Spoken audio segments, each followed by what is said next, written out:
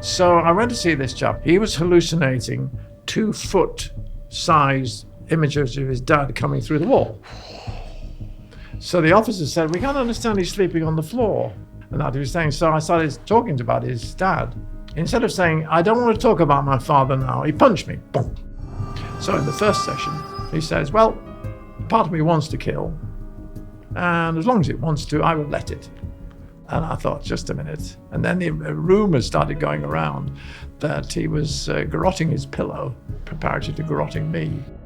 My most dangerous prisoner, no question, was Robert Maudsley. He was a serial killer, had been a serial killer, and had killed, I think, 4 times in prison or something like this. So I'm passing through the hospital on another occasion, and he's got these wire mesh things. We start chatting, and he says, if I had a friend who had this sort of problem, what would you do? I said, well, I would talk to your friend, you know, this sort of stuff. We knew what we were talking about. So I sat on the end of the bed near the door, and he's at that end. And he says, my hands are getting sweaty. And I said, if you frighten me, I can't help you. We were making incredible progress. We were unpacking his appalling childhood. He eventually said, I see these things quite differently than a few months ago. The prison service saw him changing, shipped him out. The system couldn't take the idea that Mosley was getting better. What an indictment of the prison service. It spent the last 30 years creating special cages for these men that Bob was treating. Terrible for the prison officers to have to look after them in such terrible conditions. Terrible for the men themselves, terrible for society, total waste of money, total waste of resources, total indictment of an approach. Here we go. We have finally got Dr. Bob on the channel and his wife Sue, who is an author and educator. They are both campaigning for serious changes in prison policy, which dovetails exactly with what we've been saying on this channel, but they've got such vast experience. We've had Christopher Berry-D on, very popular, who does the interviews with serial killers, and these guys as well have sat down with people like Maudsley, Charles Bronson. Bob sat down with so many serial killers, 3 of them actually plotted to take his life. We're going to be getting to some of those stories. They've got a number of books that they've written, and all of the links for the books will be below this video in the description box if you're watching on YouTube, as will all of their socials if you want to follow them and get in touch. And I urge you to do so because they're on such an important mission. Bob was even ostracized because his work in the prison was doing so well, but the government shut it down, of course. Well, we'll start out with me reading a letter from Charles Bronson to Dr. Bob Johnson. A sad day to see you go, but I must admit I admire your principles. It's a rare sight to see a doctor stand up to this system. I first hit C-Wing 20 years ago. It's always been a unit for guys with problems, and it's basically worked. Even more so when you took over. You've done more in 5 years than the rest done in 25. In fact, 125. Dr. Cooper was a man who believed in drug control, whereas you believed in humanity, then trust. Your way obviously worked as you cut the violence.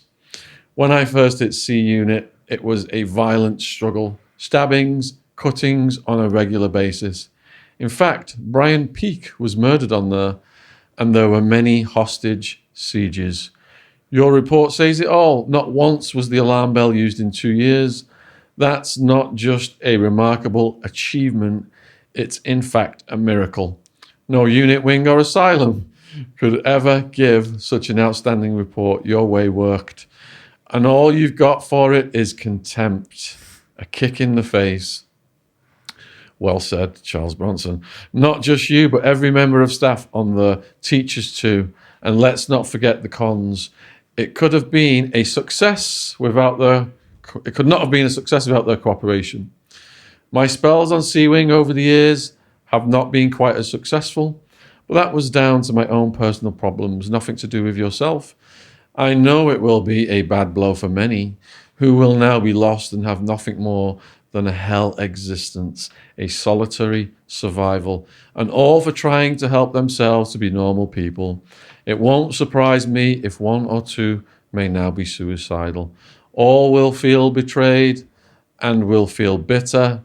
Some will return to violence as their last resort. But you know better than anybody it's a sign of the times to put us in cages and forget us completely. Bob, for me, there's been nothing. I've worked at myself so hard. I wrote an award-winning book. I've even become a cartoonist. I've also found peace in my Islamic way of life. But in my last 3 years of multiple transfers, it's gradually driven me to feel more persecuted. I was driven mad in the 1970s and now experiencing the exact effects now. Lost, paranoid, confused, periods of depression, violent thoughts.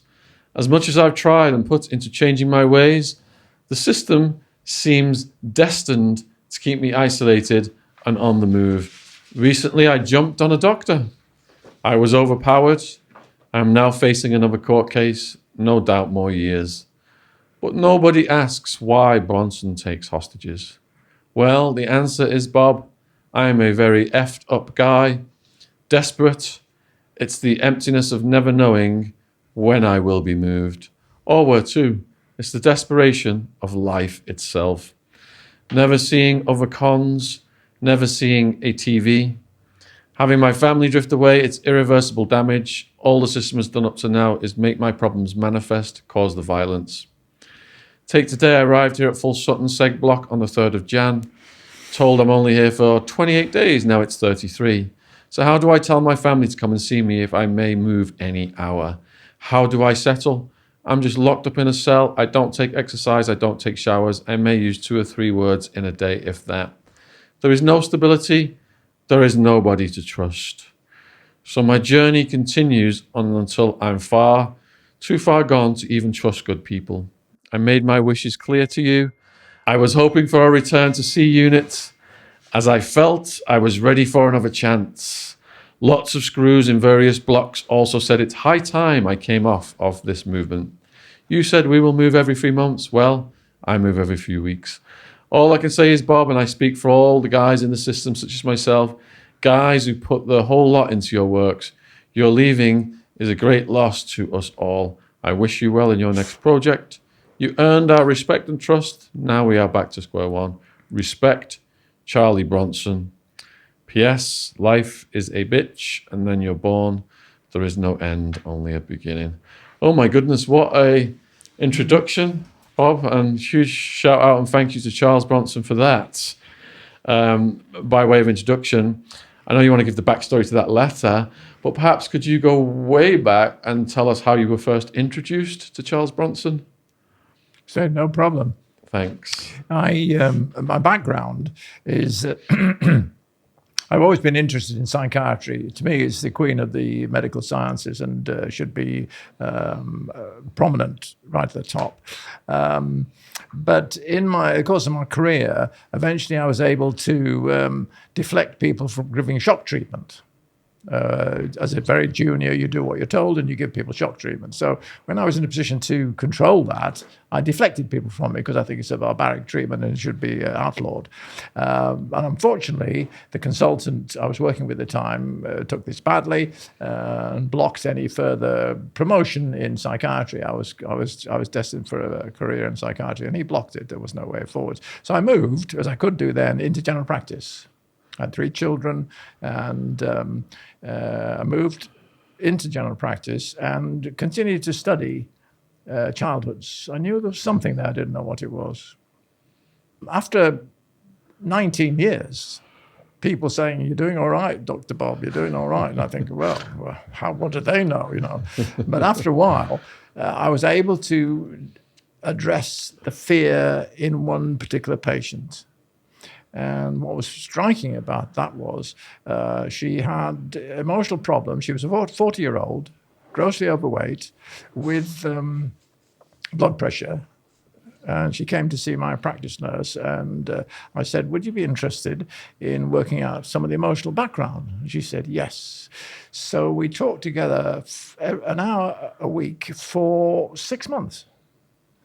and we weren't making a lot of progress. And so I cut it down. I cut it down to half an hour. I thought, well, I've got a lot of other stuff to do. And we got to minute 29, and she suddenly started opening up. I thought, oh, shit. So I had to decide what was important. And what was important for me was working out where this gross obesity came from, if it was an emotional cause. And so I went back to an hour. Very significant, because she must have concluded this man isn't going away. Mm-hmm. So then she said, when I was 6, did I ever tell you a story? When I was 6, my mother took me upstairs with the brothers and sisters, shut the bedroom door, pushed the furniture up against it, and my father came up the stairs with a hatchet, bashed holes in the door, said, I'll bloody kill you all. I said, no, you didn't. And it's the dog that didn't bark. For 9 months, she never told me, and that's because she couldn't tell herself. So in that 9 months, I'd built up such trust, I now see, that she was able to overcome the barriers that she'd built up for self-protection. Because we used to argue. She said, the hatch is still there, you fool. I said, no, it's not. Yes, it is. No, it's not. So we were arguing on that. And the reason it was so significant for me and why I was so confident was her father had died 4 years before. He was part of the family doctoring that I'd done. So it's a unique situation. And it took that long. And I dedicated. And also, what I will say at this point is it was all on the NHS. I didn't charge her and she didn't pay me. Now, if there'd been a financial motive, either benefit to me or cost to her, it would have interfered. But it was just purely clinical research, which is very difficult to obtain these days. But it breaks. So then I thought, wow, what happens is that the person themselves blocks the one crucial event and they can't describe it.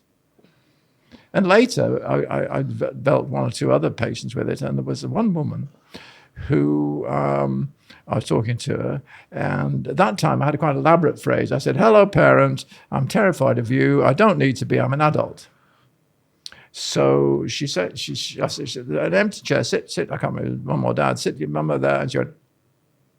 And she turned to me, and she said, oh, she repeated it verbatim to me, there. And then, instantaneous, bonk, gone. In the presence or the fear of one parent or other. And that's the key. So what you have to do is to establish a powerful bond, a trustworthy bond. Because if you're weak, then the abuser will eat you for breakfast. If you're strong, you'll just repeat the abuse, unless they can trust you. You have to have the confidence that there's something really serious going on, and you can tell by whatever they've done, murder, obviously, serial killers, whatever it is, you can tell by the size of the aberration that something serious has gone wrong. Because what I learned in Parkhurst was that these psychopaths, so-called, had all been born lovable, sociable, and non-violent. And something, which they couldn't tell you, had gone wrong. And eventually they could tell you. That was actually the model that Bob was taking into Parkhurst. I took that model into But Parkhurst. he didn't actually know it would work. But it was the model he was absolutely convinced would work, but we didn't know, and I didn't know. And I remember when I remember saying to you, well, if your model's right, it'll work in Parkhurst. It'll work with the most dangerous, the most severe, the most damaged people. So, if it works there, it should work anywhere. And it'll work, yeah. And if it works in Parkhurst, it'll work anywhere. Did you have any fears of Bob working with people who murdered people? Yes, I did. I mean, I've written about my fears in the book and how I approached it, and how I managed to be all right with it somehow. And basically, I remember saying to Bob at one time, I actually need to see the men. I need to see. What's happening? I actually need to see how it the men, works. so I can trust that what Bob's doing is okay. Because Bob knew he could trust himself, and he knew his model, but I didn't.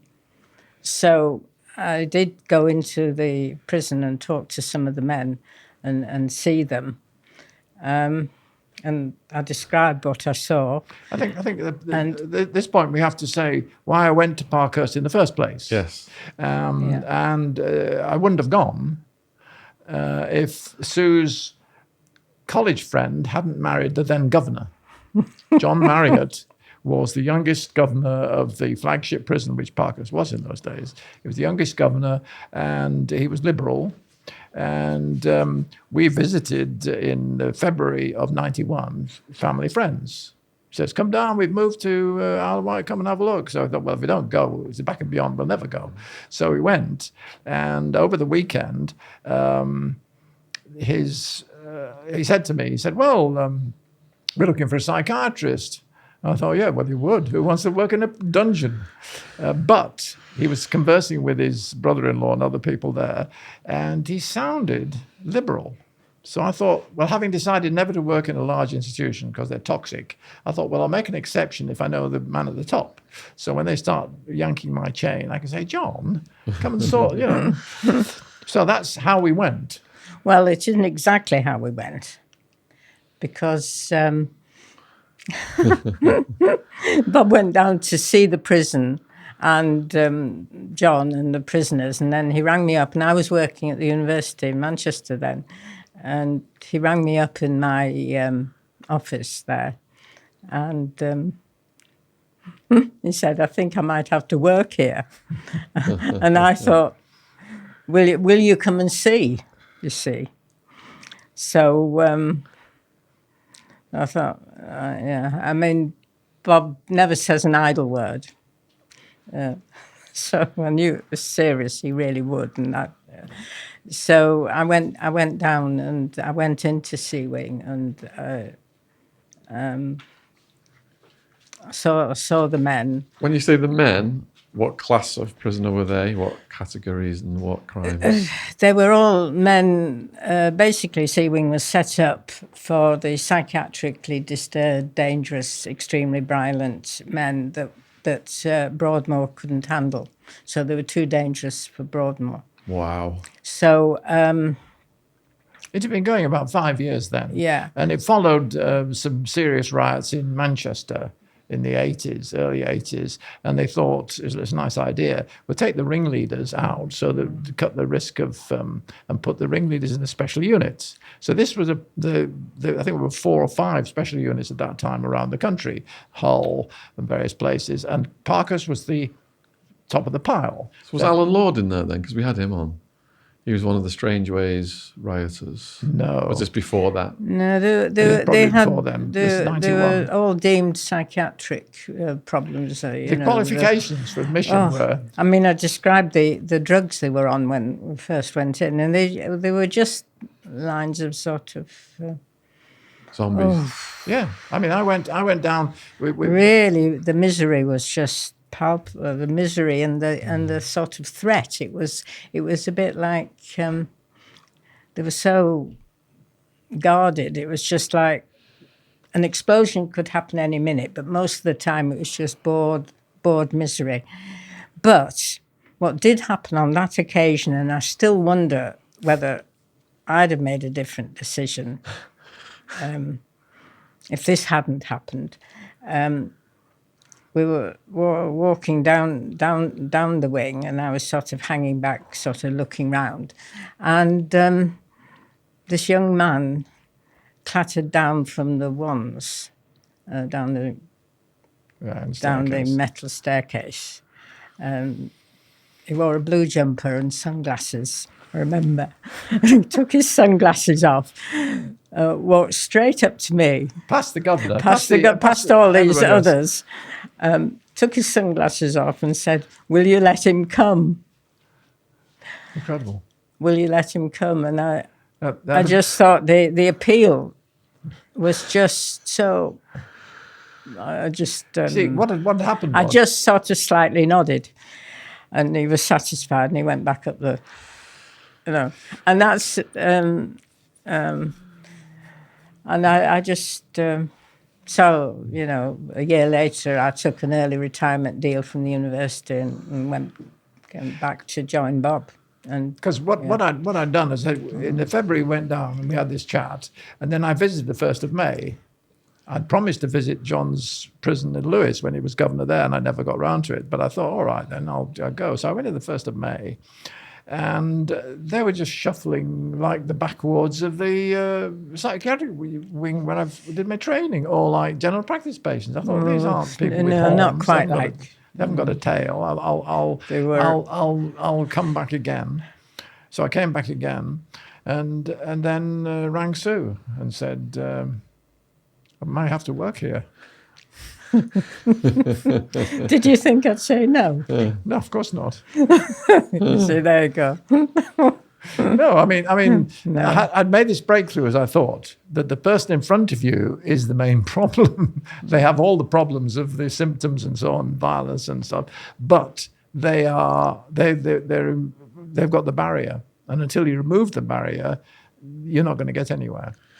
So you're going in to test this out. What was your initial challenges? Well, it was very interesting. One of the challenges was with the staff, the officers, right? So I go in there and I said, I want to be called Bob. Oh, no, you're Dr. Johnson. You're Dr. Johnson. I said, no, I'm not. Because one of the problems is the parental figment, or the parental image from the past was the one where all the damage is. So I'm not an authority. I'm an emotional plumber. I'm on their level, helping them to deal with. Sometimes I couldn't make that bridge, but where I could, that's what I was. I was looking at the problem with them, not at them or putting them down. I was trying to grow them up emotionally. So there was a big discussion about that. I said, oh, all right, Dr. Bob.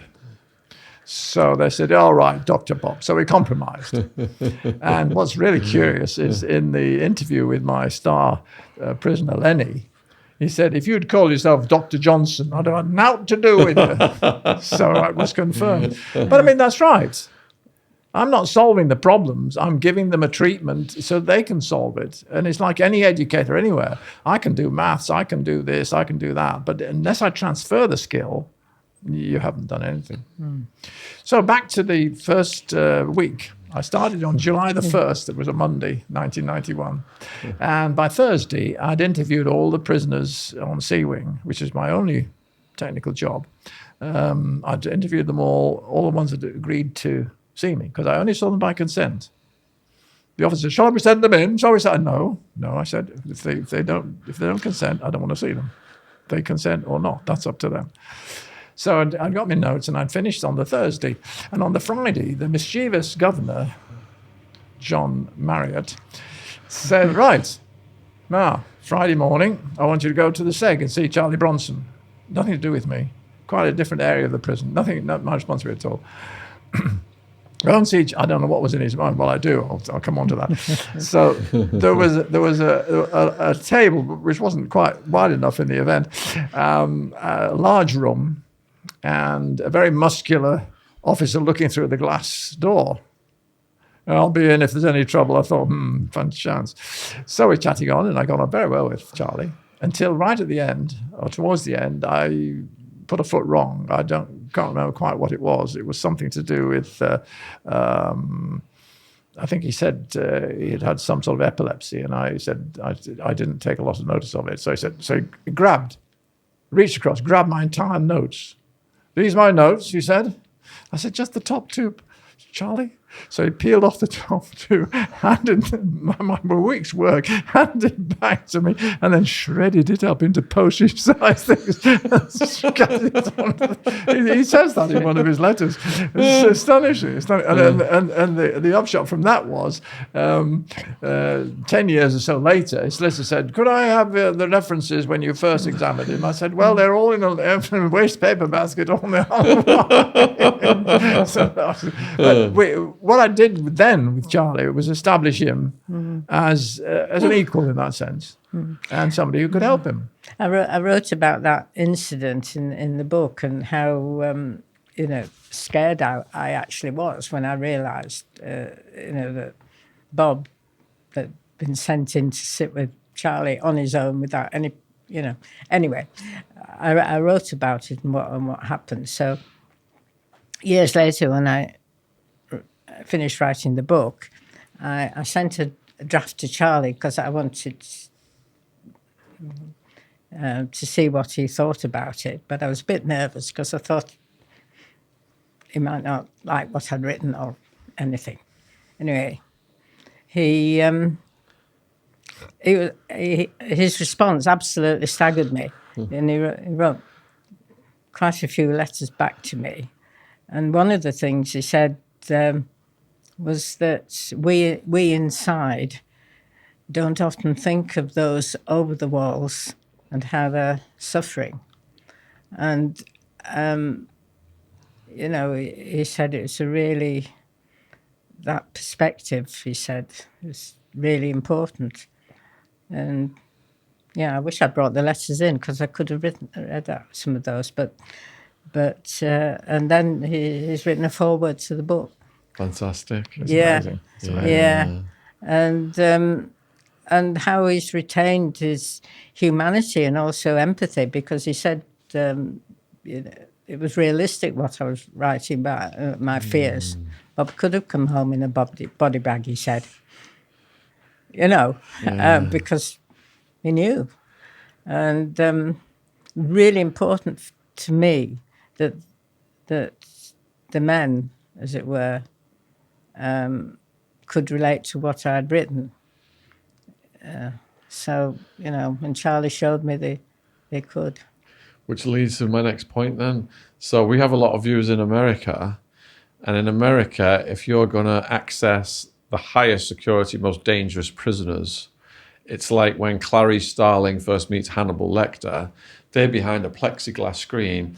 They can't access you. You said you're going and sitting down in a room with them with no guard? Absolutely. Absolutely. I'm not having people eavesdrop on confidential stuff. No. But what about the risk to yourself of doing that? You're going into an unknown. Well, it's very curious.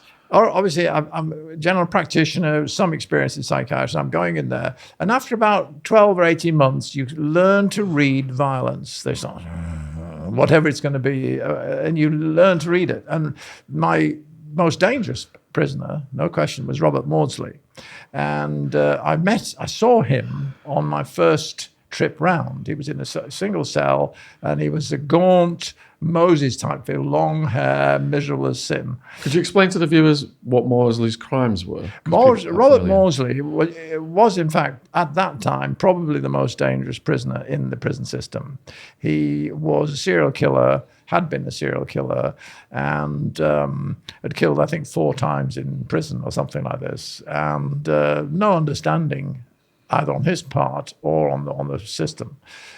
So I noted him. He was actually in Parkhurst when I first went in 91, and he was on the hospital wing. He wasn't in C wing.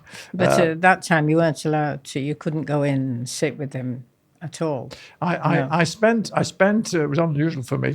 I spent a diplomatic campaign with the chief medical officer. So I had a coffee morning with him every morning, and gradually I was working to get his permission to see Robert Mosley. So it's a great ambition. And I thought, well, you know, give it a go. If I can reach him, I've got to reach him. And so I'm passing through the hospital on another occasion, and he's got these wire mesh things. And we start chatting, and he says, if I had a friend who had this sort of problem, what would you do? I said, well, I would talk to your friend, you know, this sort of stuff. We knew what we were talking about it. And I said, would you be interested? And he said, well, my friend probably would be interested, this sort of thing. So that was the background to it. Then I got to the chief medical officer's permission. And I sat, the prison cell was, 10 feet by 6, something like that, and the bed's there and the door's here. So I sat on the end of the bed near the door, and he's at that end. And he says, my hands are getting sweaty. I said, if you frighten me, I can't help you.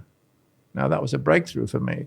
I was probably 18 months there, because it meant I had confidence on my behalf that I had something to offer and it could help him. So he calmed down. But that was the case. I said, I'm near the door. I'm out of the door before you can get off your bed, you know. and so he went. And he was making sterling progress. We'd probably get on to him, but we were making incredible progress. We were unpacking his appalling childhood. How did you break the ice with him then? What you do is you, as it were, lay things out on the table, see which way they pick up.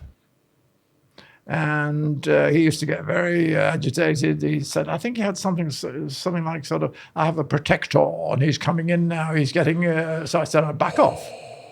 And we got it gently. And do you want me to come again? All by consent. Do you want me to come again? All right then. And we did, I think, monthly to begin with, and then gradually more. And I've got some notes from him.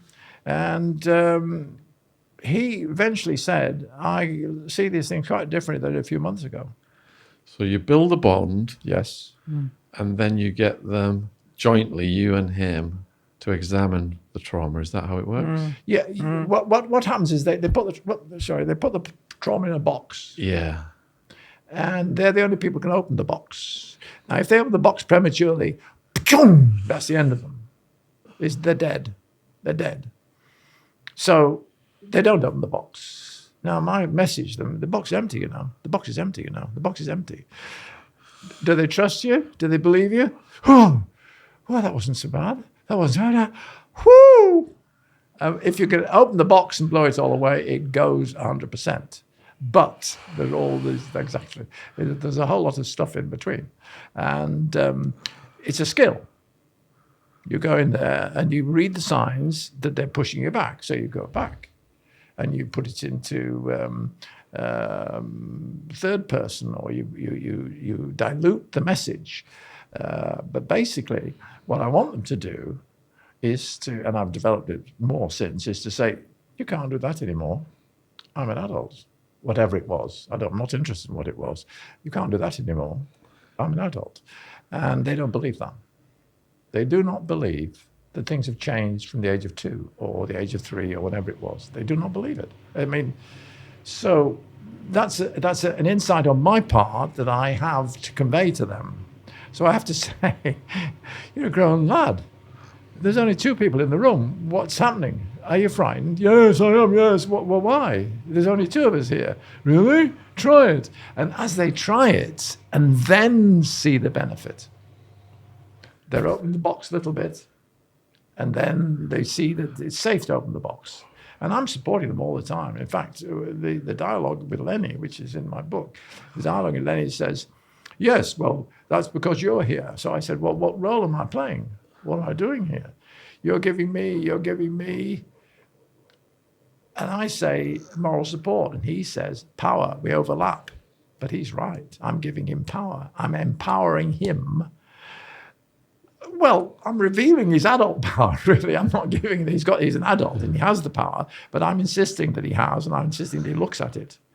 And so in that video, which is available on the web, the first 11 minutes that I was able to video Lenny, you can see him changing.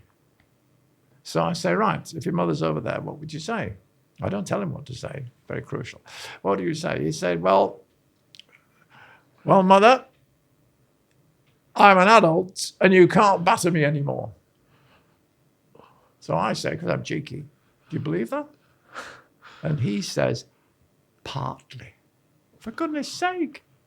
Now that's in a nutshell. A, he knows what he should be able to do. B, he knows he can't do it. And he's telling me a really humiliating thing.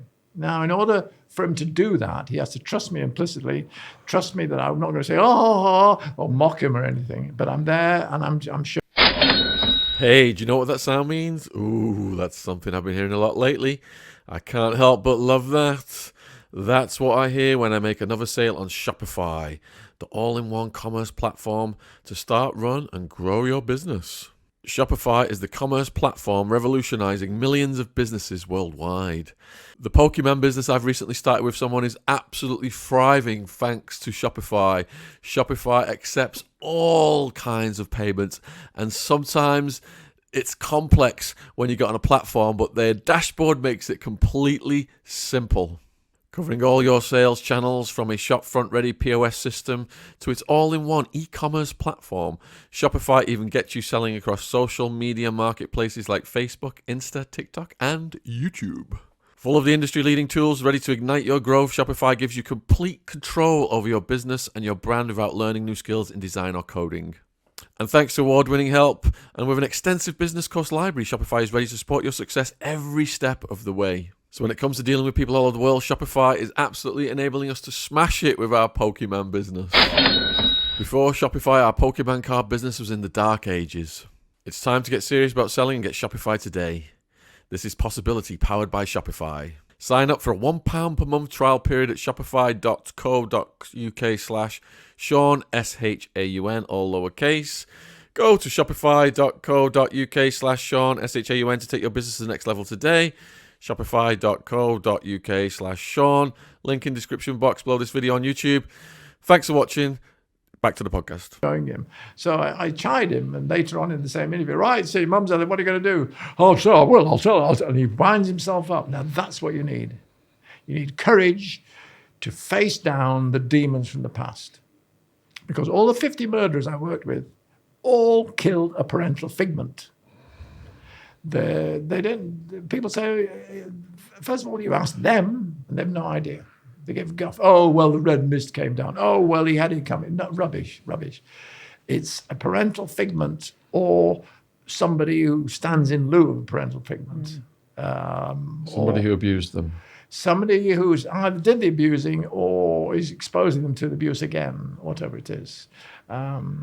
I mean, if you go on to Harold Shipman eventually, if I'd had a chance to poke him about, I would find that somewhere in his past, he was terrified of a strong female figure. So therefore, his remedy was to kill strong female figures. That's how the thing was manifesting itself, and how it would stop manifesting itself if I'd said, look, what you do with these strong friends, just hold your hand and say, go away. I'm an adult. You can't do that anymore. I don't know what it was. And you can't be specific what it was. Sometimes it's something that other people wouldn't notice. But the child thinks this is the end. And they close down. I've recently called it sort of an emotional anaphylactic shock. It's like an allergy. You go funk. And you're, just as your antibodies attack you, when you have anaphylaxis to some allergen, this is a self-defense mechanism that's gone wrong. You go crunch, and your frontal lobes go offline, your speech center goes offline, you cannot talk, you cannot think, you cannot verbalize. And it's the verbalizing that does it. I've got this book out now called Verbal Physiotherapy, which you go in and say, how much can you manage? Oh, well, I can manage a bit, fine. Do you think they should do this? You put it in gentle terms, and then you gradually, so that you get to the stage with Lenny. I mean, it was wonderful because he changed. I started in July. I managed to get around John Marriott, the governor, to take the video camera in September, and by November, Lenny was out the other side. I said, okay, and I've got dialogue of the 11th, November the 11th interview. I say, okay, Lenny, your mother's coming across to hit you.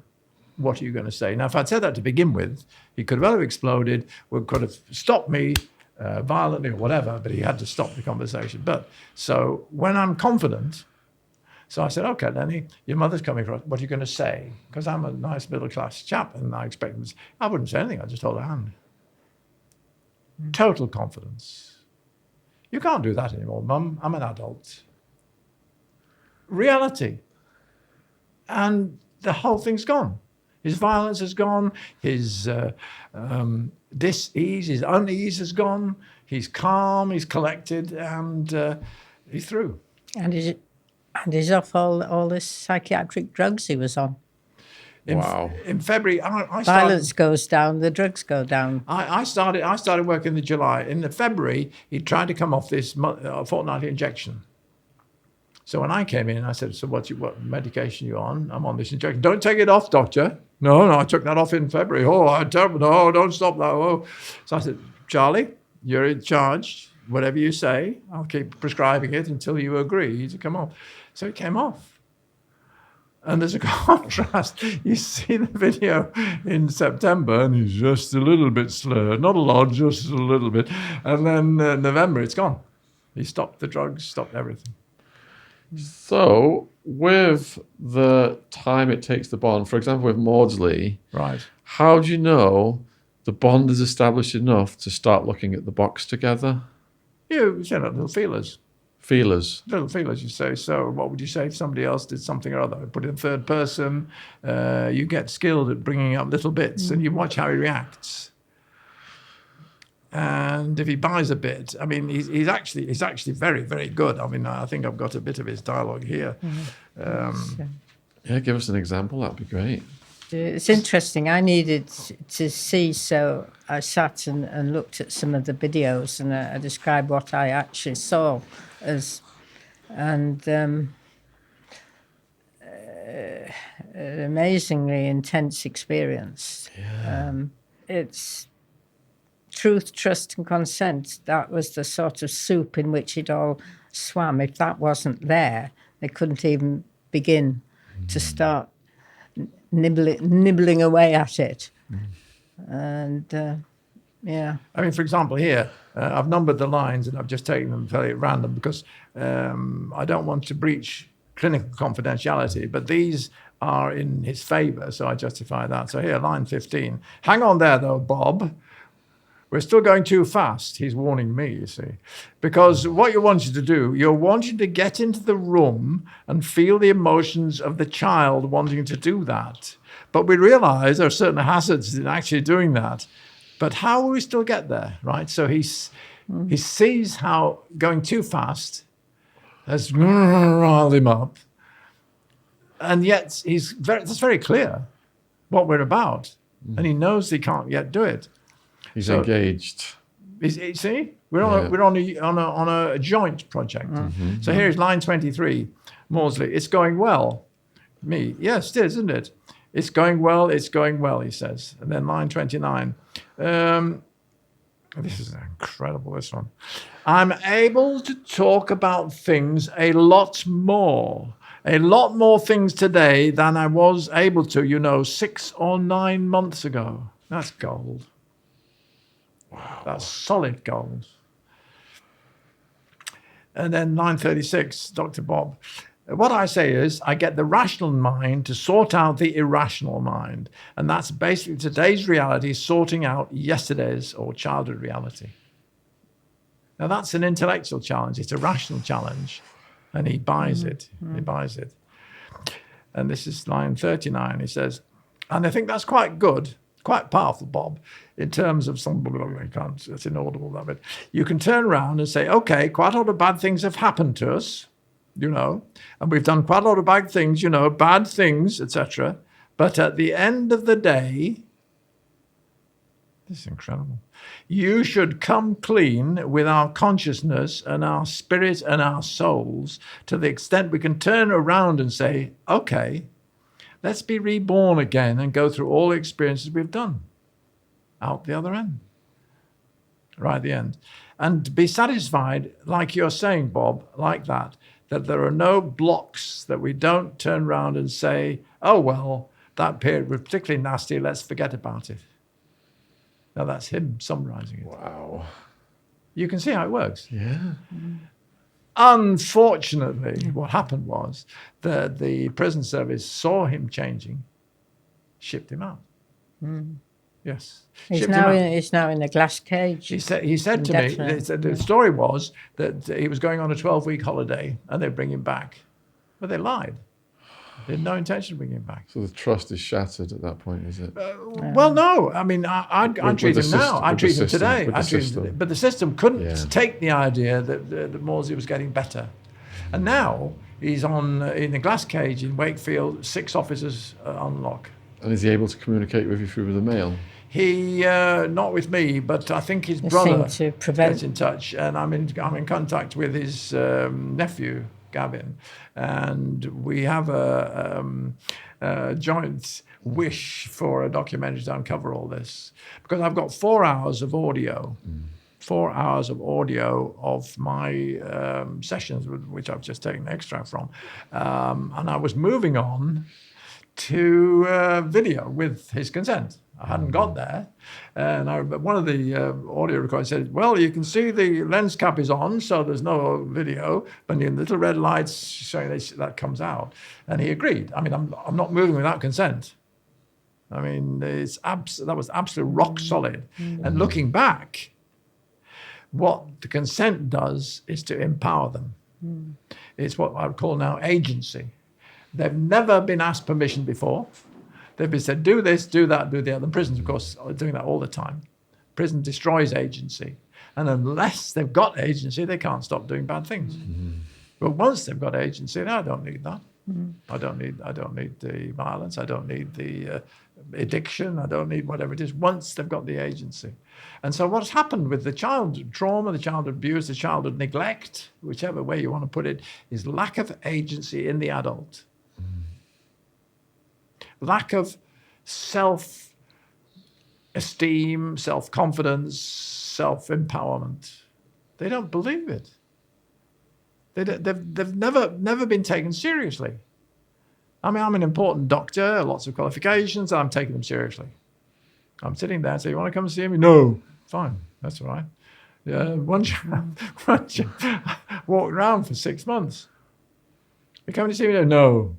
Fat chance. And what doctors normally do is say, treatment resistant, patient refuses to comply with the medical rules. No, nothing. And he wanted to make sure that didn't happen. And then I'll go and see him. Will you come to see me again? Somebody see me? Yes. What? So he came every week and he revealed the most gross abuse. His father threw him out of the window and but he stuck to it, and he came every week, and we started. And then later, this chap I'm talking about now, he said, "If I hadn't been talking to you, I'd have killed 3 times on this wing." And he got a history of killing in the prison before. And I said, 3 corpses? No, only 1. And there was this little squid of a prisoner. I shouldn't call him that, but he didn't, because his anger against his father, which would have come out in his murderousness, had gone. He'd opened the door, he opened the box, and the box was now empty. But what an indictment of the prison service. It spent the last 30 years creating special cages for these men that Bob was treating. And waste of resources, waste that of... must be £500,000 a year, six officers unlocked. Terrible for the prison officers that have to look after them in such terrible conditions. Terrible for the men themselves. Terrible for society. Total waste of money, total waste of resources, total indictment of an approach. And I would go and sit in with Mosley today. So people who are watching this then, who trust the government and trust the system, are perhaps wondering at this point, what would the motive be if you were getting a serial killer to not be violent and not have to need medication and become a more peaceful person? What would the motive be for the system to take that person away from you and then for his tendencies to flare back up, for example? I'm surmising. But sort of jealousy in a way. They've got the systems for dealing with dangerous people, so they have to keep the dangerous bit sort of macho on the part of some of the members of the government. But I also have to say that the psychiatrists are dead against anything that cures a psychopath. Why is that? Well, there was a prison inspector's report, Her Majesty's Inspector of Prisons, came round and lots of preparation in Parkhurst, October 94. And the psychiatrist associated with that agreed to see me on the Wednesday, pulled me out of a meeting on the Tuesday, pulled rank, and said, the idea is doing any good. It's totally anecdotal. Right? And the prisons inspector report came out, and I was the only person named, and I was slagged off brutally. And other parts of the report said the prisoners on C Wing, it's very good here. We're getting a good time. We can do all these things. Dr. Johnson has to be reprimanded for doing A, B, and C. He has to be put on a contract and all this sort of stuff. And later, I was looking through the hospital library, and this man had written this book on psychopaths. And even later, again, when the Royal College of Psychiatry was formed in 1973, he had agitated for a forensic branch, which was later established, on the basis that psychopaths are totally incurable. And here they were changing. If you looked around, the fact is that in the prison, if somebody's violent or threatened violence, you ring the alarm bell. And because C Wing was a special unit and they had research, they sent the psychologist over every month to, say, document what had happened. So she wrote down assaults, 3 alarm bells, diddly. And then she got bored because the last 3 years, there were no alarm bells. There were, on average, there were 20 alarm bells every year. And she said, oh, well, I'm bother coming over. But that proves...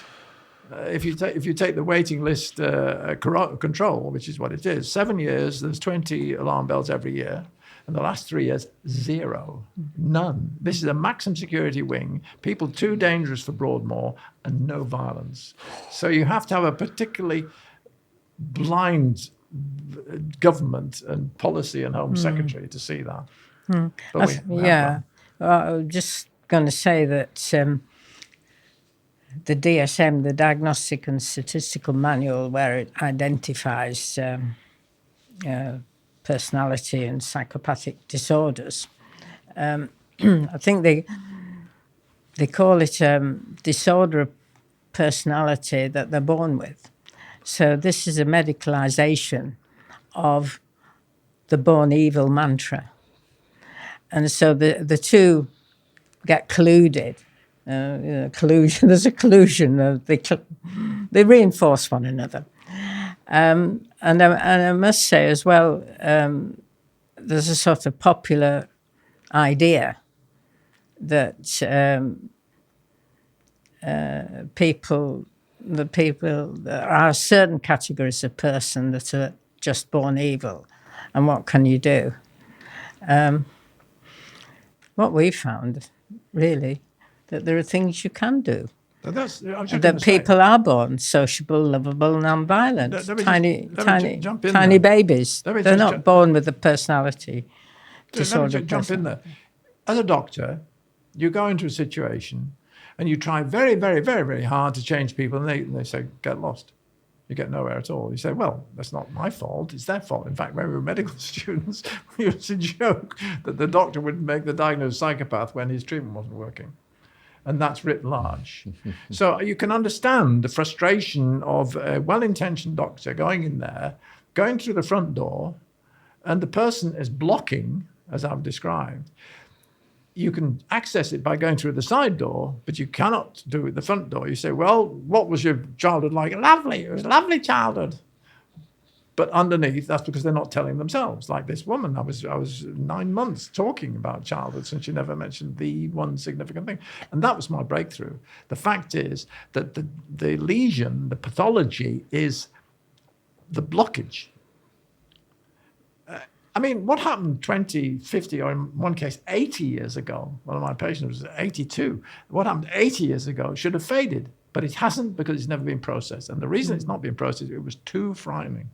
Too frightened to think about, unaided. Now that's the key, unaided. So my task was to show I'm here, I understand, I'm not frightened of your dad or your mum, or I'm not frightened of what happened, and I'm not going to abuse you, I'm not going to, all these things. And if you give them the aid, in that sense, emotional support, then they open up. And underneath you find that we're actually a social species. Homo sapiens exists and is not extinct so far because they have cooperate, they work together and they plan together. So you're saying then, out of all of your cases, none of them were born evil. It was they were going after parental figments or people who'd abused them. It was all to do with trauma. There wasn't just anyone purely born evil, had a great upbringing by the parents, but then turned into a serial killer. It's not possible. It's not possible. It's not possible. It's not possible. It's not possible to do that. And one of the ones that was particularly instructive, and also a very dangerous man, I call him Alec. Oh, yeah. And I call him Alec. And he came in, he was 24 when he first came in. And he didn't want to come to Sea Wing. He'd heard about the murder there, and it was a very dangerous place. He wasn't going to go to Sea Wing. And as luck would have it, he was seen in reception by a prison officer I'd had a lot of talk with about what I was working at. And I call him Colin, the officer, and he understood the way I worked. And so he said, it's by consent. This is maximum security prison. He's coming in. Take me to the seg unit. Take me to the solitary confinement block. Oh, says Alec, I'm not going in there. And he would have come in the unit and been off again and done something to insist, because that's what they do. I mean, they know how the system works. So they punched an officer or something like that and have got himself. So he was persuaded to come in. And he said, you don't have to come and talk if you don't want to. Now that is revolutionary. And Colin had learned that from my technique. You don't have to talk if you don't want to. He told him this. So that reassured Alec that it would be fine. So when he first comes in, unfortunately by that time, this is 18 months into my time there, I'm videotaping everybody who will agree. So all of Alec's sessions with me are all on videotape. So in the first session, very revealing. He says, well, I made no secret of the fact I'm going to kill again in prison. He'd already killed in prison. I'm going to kill again in prison, and part of me wants to kill. And as long as it wants to, I will let it. I will kill every 2 years. When you're falling asleep, you plan your next holiday. When I'm falling asleep, I plan the next murder. And they'll move me on. And so 2 years later, I'll kill somebody else. I'll kill again, and kill again, and kill again. I'm not going to stop that. Part of me wants to do it, I will let it. So I discussed his father with him. Nothing. Discussed his mother. Nothing. Nothing. Ding, ding, ding, ding, ding. You're coming next week? Oh, all right. Oh, all right. So gradually, about sort of 12 months in, I went too far. I said, well, what about your mother? So he stopped coming. It was all by appointment, right? I was very proud of that. You've got a maximum security wing. They can't go anywhere else. I make an appointment, 11 o'clock. There's nowhere else to go. Or they don't make the appointment. So he stopped making appointments. So that was his consent, his agency to do that. And I thought, just a minute. And then the rumors started going around that he was garroting his pillow, preparatory to garroting me. So what his plan was, so they said, was that he would suddenly start saying, yes, I'll come and see you again. And as I turned to put my video camera on, which he knew I would do, he would garrote me. So I didn't like the sound of that, as you can imagine. And so I asked around, we had a meeting in the morning of all the admin heads, and I asked the chief probation officer, how serious should I take? Very seriously, he said. So I went to see the governor. Unfortunately, it was the deputy governor then, not John Marriott. It was deputy governor, who had more agency in a sense. He had more imagination. So I said, I don't even like walking down the wing to get myself a cup of tea. Something has to be done. He said, oh, well, I've got a Cat A van going out next week. I'll ship him out next week. I said, not next week. He was winding me up because what he did. And not next week, now. So he was as good as his word. That was the Tuesday. He went in on Tuesday evening because he was on the governor, so he goes, and he shifted him out, put him in the solitary confinement block, and said to him, Dr. Johnson will come and see you in the morning. He will report to me, and I will decide what happens next. Now the bureaucracy with Sea Wing admissions was just horrendous, and he was just cutting all the red tape. So the next Wednesday morning, the meeting of the admin, he called me over. He told me they'd done this, and if you go and see him, then you report to me. And so I went to see him. Well, no, I didn't. I went to the Sea Wing in my office, doing my papers and stuff, and there's a knock on the door, and 3 prisoners came in and said, he should really be back here, you know. One chap was in his 50s. He said, I see myself as 20 years ago. And if he goes through the rest of his life sentence having threatened to kill a psychiatrist, it'll be hell. So I said, oh, yeah, he should really come back. But there was no arm twisting. It was just three of them. These are unempathetic psychopaths who aren't interested in anything. They were concerned about him. So I cleared up my paperwork and went to the sec unit, and I got two robust officers either side. And what happens is you open the door, and they hear the doors open. They rush out and grab you see. So it's like they sort of stood back. I opened the door, and he's sitting on the cell bed, crestfallen. So I went and sat next to him. He said, I shouldn't have done that. I need to be back in the C-wing. So I said, well, I'll report to the deputy governor and he will decide whether to come back or not. So I did, and he did. And then we continued. Probably 6-9 months later, he reports a visit of his mother, and I've put the dialogue in the book. It's just astonishing. His mother says, according to him, you've changed. There's a seriousness in your face now. Not all teenagery anymore. I have to respect you more. I have to admit that I've been too close and I've mothered you too much and this sort of stuff, so it's partly my fault, but you're different. I can get on with my life now. And Alec himself said, I've given up violence. I don't need violence anymore. Oh, if somebody attacks me, I would defend myself, but I'm not planning anymore. So I've saved a death every 2 years. Wow. And in fact, I met Lord Ramsbottom, the ex-prison inspector, at the House of Lords meeting one time. And I said, I'm writing this book. I'm thinking of writing a book in which I claim to have saved over a dozen lives. He said, I'm sure you have. But unfortunately, he wasn't in office anymore, and the support I've had from the establishment is zero. Well, the policy is opposite, isn't it? Yes, it is. We just lock them up, and it's a popular thing.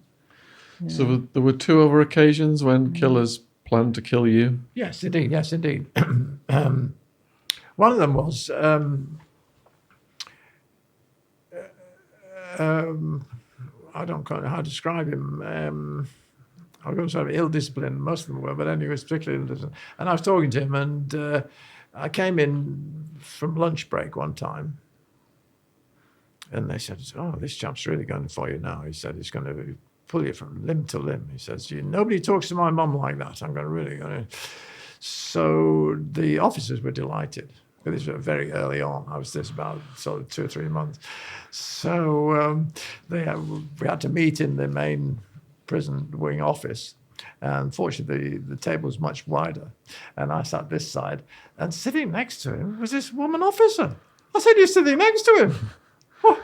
Well, I mean, she knew there was absolutely no threat to her. I didn't know that. I was totally new to it. And so they didn't really take his threat seriously, but it sounded bad. He was going to pull me limb from limb, and so we talked about it then. And he actually started coming to see me again after that. But that was one threat. What was in his box then? Oh, we never really opened it actually. And he's one of the tragedies because even though I was a psychiatrist on the special unit, there was lots of machinations in the background. And at one stage, he was shipped out into the hospital wing, which I wouldn't have approved of if I'd been consulted, but he was shipped out to the hospital wing. So I went to visit him there. And he didn't want to see me. So the relationship had broken. And he ended in tragedy because he actually managed to hang himself. Oh, dear. Mm-hmm. So we never really got any further with him. And in fact, I think possibly his suicide in the hospital wing spooked the chief medical officer, broke him. Well, it's terribly difficult. He should never have gone out. But I mean, I didn't have the authority. You know, I mean, I'm the doctor on the wing, but that was part of the trouble. They were sort of macho against it, the middle management, the upper management, and they shipped him out. They shouldn't have shipped him out, but I tried. I went over to visit him, and I couldn't establish a relationship then. Who was the third death threat from? The third one's a chap with long hair. I can't remember the details of that, but he threatened to kill me, and we never really started with him, and that was the reason that. And he was cleaning in the wing down there, and they told me about it. The officer, and I had to go past him to get through the door. They said, "You can go this way. You can go the back way." I said, "No." I went along and said, "Come on." He said, "I don't want to talk to you." I said, "Fine, that's fine. I don't have nothing to do with it. Fine." And then they shipped him out, and he wrote, "Yes, I was abused." I hope you're enjoying the podcast. I've got some exciting news to announce. Michael Franzese is coming back to tour the UK in 2024. The Remade Man Tour, the Michael Franzese story. Michael Franzese, once named one of the 50 most significant mob bosses in the USA by Fortune magazine, and a former member of the notorious Colombo crime family, will take you deep into the world of organised crime, sharing captivating tales and insights into the mafia's past, present and future. Join us for an unforgettable evening with Michael Franzese, the original Goodfella, as he exclusively sits down with myself, Sean Atwood. With me as the host, there's going to be a no-holes-barred exploration of Michael Franzese's life, including his numerous arrests and jury trials that ultimately led to his pleading guilty to a federal racketeering charge, a 10-year prison sentence, and $15 million in restitution. You will have the unique opportunity to ask questions during an audience Q&A session, making this event a must-see for true crime enthusiasts and anyone curious about the underworld. Don't miss this explosive in-conversation with Michael Franzese. Live on stage in the UK. This exclusive in-person event will be held in various locations in the UK, Ireland and Scotland. Link in the description box below this video if you want to grab yourself a ticket. Back to the podcast. Cheers. I didn't tell you about it. And that, again, was fairly early on. My technique wasn't as sound, and the support wasn't there. But they are in charge. It's their box. They open it or they don't open it. And if they don't open it, it remains closed. And it remains closed for 80 years, or as long as they're out there. And it's not surprising in some circumstances quite how tight that box is, because they say to themselves, keep the box shut and you'll live. Open it and you're dead.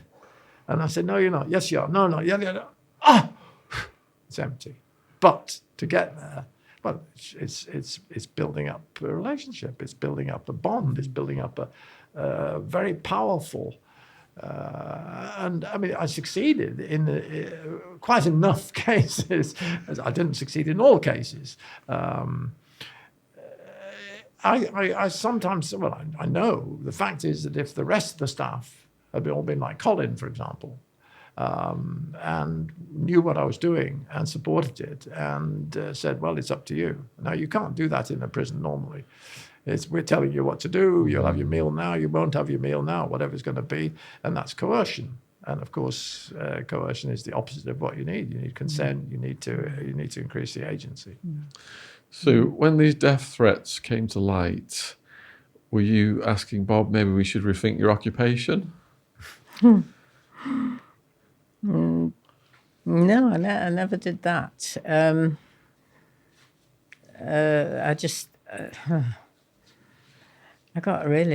sometimes got really cross and stomped around a bit. And what was the situation that made you the most cross? Well, the first one with Charlie, actually, I think, because I just thought that was unnecessary peril.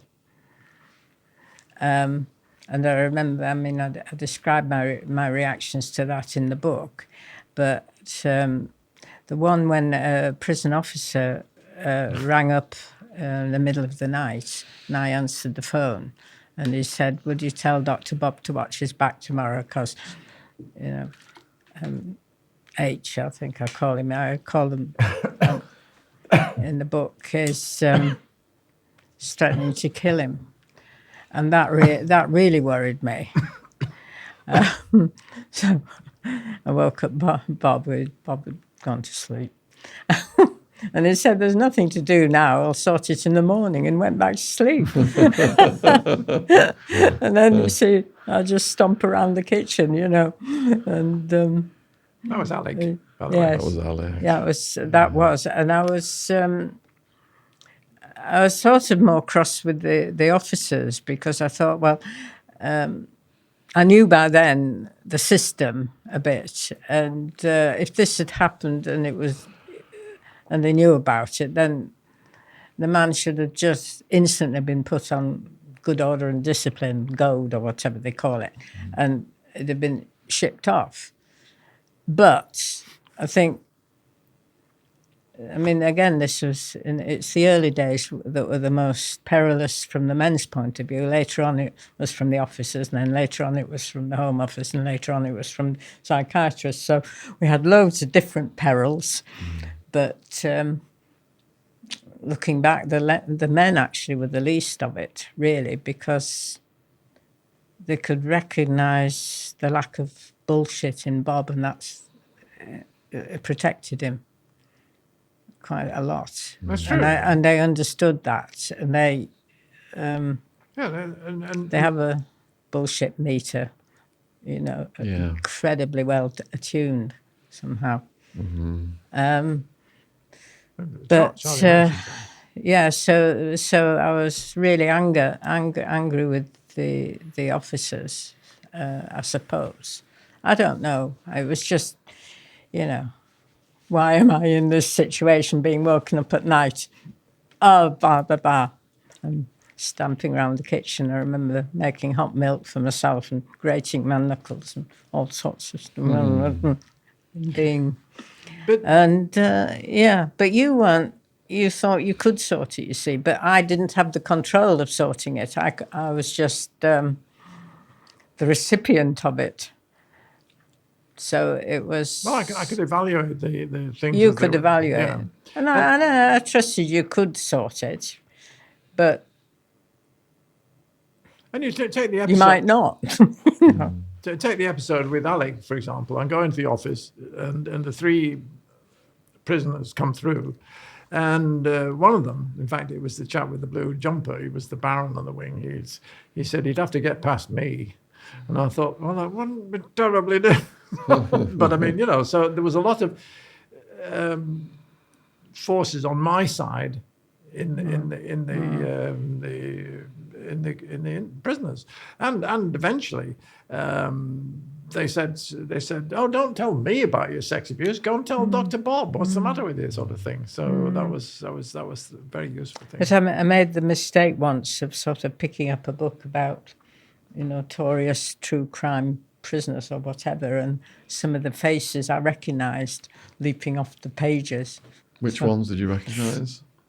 Oh, yeah. There were some gruesome murders they were describing. I should say that John Marriott was exceptional, no question at all. Yeah. And had he not been there, in fact, Sue says the dedication. I've dedicated the book to John. The fact is, I decided not to work in a large institution ever, and he persuaded me that there was, like I've said. So that's important. The second thing is he tried. He tried very hard, and he had barbecues in a prison yard, maximum security prison wing, which Sue was invited, and she didn't sign the efficiency contract or anything. Well, I'll describe that in there. I mean, the barbecue is rather and she got euphemism. She got to know significant people, significant prisoners on first name terms, and I must tell a wonderful story.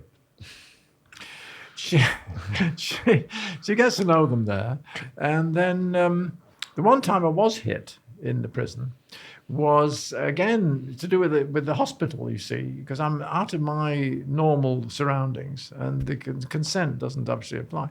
So I went to see this chap in the hospital wing, and he was hallucinating 2-foot-sized images of his dad coming through the wall. So the officer said, we can't understand he's sleeping on the floor. There's these 2 bunks and he's sleeping on the floor. And that he was saying, so I started talking about his dad.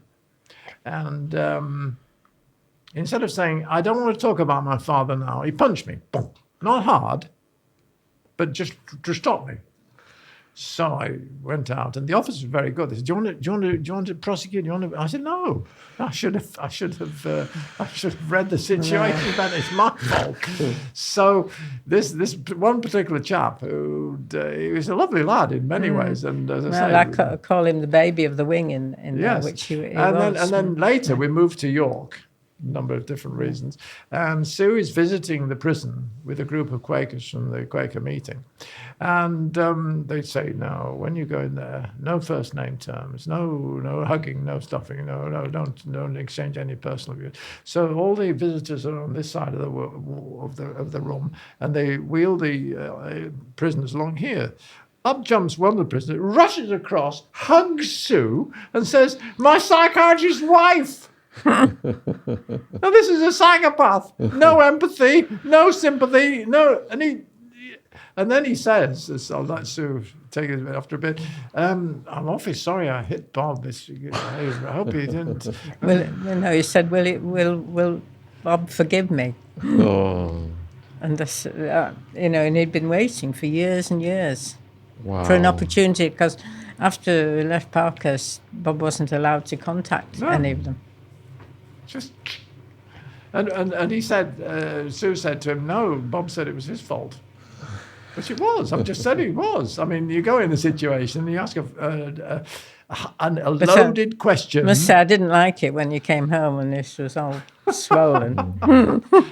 It wasn't there to hurt me in a sense. I mean, it could have been a lot worse, obviously. But it still didn't he wanted look to make nice. a point. But I mean, he was saying physically, I don't want to talk about my dad. And he couldn't verbalise that. And I shouldn't have. But as I say, again, looking back, it was the fact that it was in the hospital outside my normal territory, where I wasn't. I could empower them with the consent on the other, and they wouldn't have come through the door. So far, then, I am familiar with your method, and you've talked about serial killers and killers. But let's add a bit more complexity to this then, because you're talking about the killing a parental figment. What about people who kill kids, like Ian Brady, John Venables, a kid who kills an even younger kid? All that be. How would you, if you were in front of those people, how would you handle that situation? Is it the same technique, or is there something extra going on for them to be killing children? This opens a lovely area, a very critical area. Once the frontal lobes are blocked, the normal thinking processes are also blocked. They can function perfectly adequately everywhere else. Comes into the area of concern, the box, as I've called it. And that could be anything. And it could come out in any way because you're not thinking straight. So Lucy Letby, for example, is killing babies. Now, how does this work?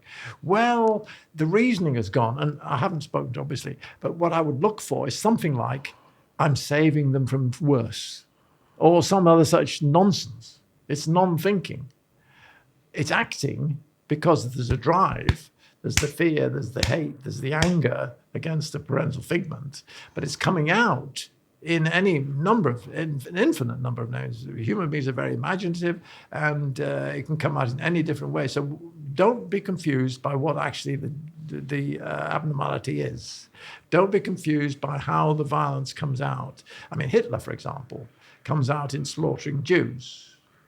How does that help? It doesn't, but he's got it in his head that I mean, his child was absolutely, I would go into this in the book, his child was absolutely appalling. And he's got lots of hatred which he focuses on the Jews. And there's some talk about his grandparents being actually Jewish, and so there may be a connection there. But that's not relevant. The mistake to make is to look at the symptom to see what's wrong. No, you look at the fact that the frontal lobes are blocked. What's blocking them, which they're not telling you and they're not telling themselves. So they don't know why the frontal lobes are blocked. They're just driven to do it. And that's a specific area that you can actually see on a brain scans. Yeah. So if the box is opened, if they're at that point, do they unblock? Yeah. And you can see that on a scan? Well, it's interesting you say that. I detected it clinically. I could see that she couldn't think, and that later she could think. And then I've told you this other story of the woman who turns to me unblocked and then blocked. You know, you can see it. The thought processes are frozen. They're cancelled. They're paralyzed. So in 1995, a doctor called Dr. Bessel van der Kolk in Massachusetts did some brain scanning work. He calls it the first brain scan works on people with trauma. So he puts them in a brain scan machine and he plays a tape of music, everything's fine. Plays a tape of the trauma, the gunshot, the car crash, whatever it is, and the frontal lobes stop working. The speech center stops working. It's as if, he says, that they have a stroke. It's as if they've had a stroke. And he calls it speechless terror. Mm-hmm. Now, he detected that in 1995. And that's objective, it's scientific, it's reproducible. Anybody can do that. Anybody, and there's a possibility that we may be able to repeat this. And I wanted to do that when I worked at Ashworth. And I arranged with Manchester University to bring a mobile MRI machine into the prison. I got permission to do it. And then the doctors again cut me off. But what it shows is there's neurological evidence for the model I'm using. There's neurological evidence that if the person starts thinking, or as he says, recalling the trauma, their frontal lobes go off. And they can't tell you about it. And because they can't tell you or themselves, it stays. With the axe lady, the axe is still there. And I'm arguing with her that it isn't. And if I can persuade her that it isn't, the frontal lobes start working again. So that's a form of neuroplasticity. Absolutely. Mm-hmm. Absolutely. But it's a reaction. So frontal lobes work perfectly well. She was a very competent woman, this woman. She worked for the bankruptcy service and this sort of stuff, and so she worked very hard and very intellectually, and it worked brilliantly. But there's areas of her life where it didn't. And this is the same with Robert Maudsley, for example. He's a very cultured man. He loves Schubert like I do. And he's a very intelligent man. And one of the things I say about Maudsley is, fine, you've murdered somebody, you must pay. And I would employ Maudsley at a high salary because he's got a good brain to that, and he must pay £10,000 a year to each family who's you've deprived a member of, or whatever. Not lock him up, costing the state £500,000 a year, or whatever it is. It's ludicrous. He needs to pay compensation for what he's done. And I'm sure had I been able to continue, he would have done that. So do you get serial killers to the point where they will show remorse? It just doesn't arise. It doesn't arise. The fact is, they regret. That's the wrong criteria people use, but it's the wrong criteria. I want them to understand why they did it in terms that I understand. Yeah. That's remorse is the icing on the cake. It doesn't matter. They regret doing it, and they won't do it again. That's what I'm after. Yes, that's what I'm after.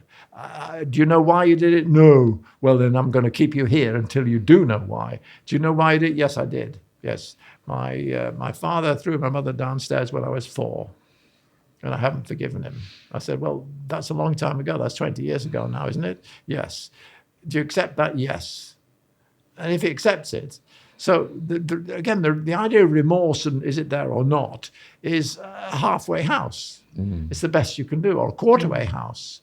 It's much better to say, why did you do it? Tell me why you did it. Oh, you just had it coming. No, that's not good enough. I want to know precisely why, and I want to have evidence that the frontal lobes are now back in working order, as they are with everything else. His frontal lobes work perfectly well at planning murder. It's just that the drive to plan it, as he says in his first interview, there's nothing wrong with killing, is what he told me. And there's a lot wrong with killing. I think killing people is a disease. It's a medical disease. And he needs to be able to undo that. And that is what matters. It's a medical cure, not remorse. Remorse is flim-flam. I want something solid. I want him to explain why he killed. He understands, in the same terms I understand why he killed. He has to repeat my model to me and own it. He has to have agency for it. He has to understand where it's coming from, what it's doing, and how to get rid of it. So that when, in later occasions, somebody imitates or brings back a picture of his dad, shall we say, he can recognize this and say, well, no. I mean, what I do in right across the psychiatric spectrum is to say, I'm 75, not 3. You can't do that to me anymore. And that works beautifully. Once you get to the stage, they can say, well, no, that doesn't affect me anymore. Like Lenny says. I said, your mother's coming to hit you. What are you going to? I just told you, you can't hit me, Mum. I'm an adult. I'm twice your size. You can't do it. No block, no reaction, no instinct, no tantrum, nothing. Just the reality is, Mum, I'm bigger than you. It's over, right? The fact it's no longer happening, because that's the other breakthrough, that the axe was falling all the time. With Alec, his dad is throwing his mother down all the time. It never stops. Why should it stop? So I say it stopped. Yeah, who are you? Oh, it stopped. And once it stopped, there's no longer any interest. But, once they've gone through that, they look at what they've done with a sort of immense sadness. Oh, yes, that's true. Sadness. And I think, and it's sort of like remorse plus. It's much more. Yes, it's much more. I just reacted to see that video of Lenny explaining why he killed, and at the end of it he said, and I just battered him, he said, and he was just, and I just kept doing it, and he just. The sadness in his voice, and the understanding that why this thing came over him. But there's a sort of relief. I feel that there's a relief for them in having an explanation and owning an explanation for why this thing happened. Not an excuse. It's an explanation. Because part of them doesn't and the explanation is a relief for it should be a relief for society that we have got an explanation, so we can put in prevention, which it's looking after the kids. Because part of them does know. I mentioned Harold Shipman. He eventually did stupid things that the police. To let the police know, to interfere. So there's part of him knows. To stop it, but powerless to stop, a bit like an addict, I suppose. Oh, definitely. They know it's not doing them any good, but they're doing it. An addict takes drugs to block the frontal lobes even more. The same thing. I have to say about Sue and the videos, her description of the videos is the most acute I've ever had. She looks at them and she describes them in a way. I mean, that's what I know you and you them. Yeah. What I want to do is to hammer home the thing about trauma. I've invented something I call the trauma tetrad. That's a 4-point thing. Okay, with Lenny. So the first point is Lenny an adult? Yes. Can he tell his mother this? No. Should he be able to tell her? Yes. Does he know that his symptoms of violence come from his inability to tell his mother? No. But when he does, they go. That's the 4 points applied to Lenny. Now you apply them to Alec, right? 1. Was Alec's father wrong to throw his mother downstairs? Yes. Can he tell his father this? No. Should he be able to tell his father this? Yes. And did he know that all his symptoms of serial killing came from his inability to tell his father? No. But when he can, and when he did, they went.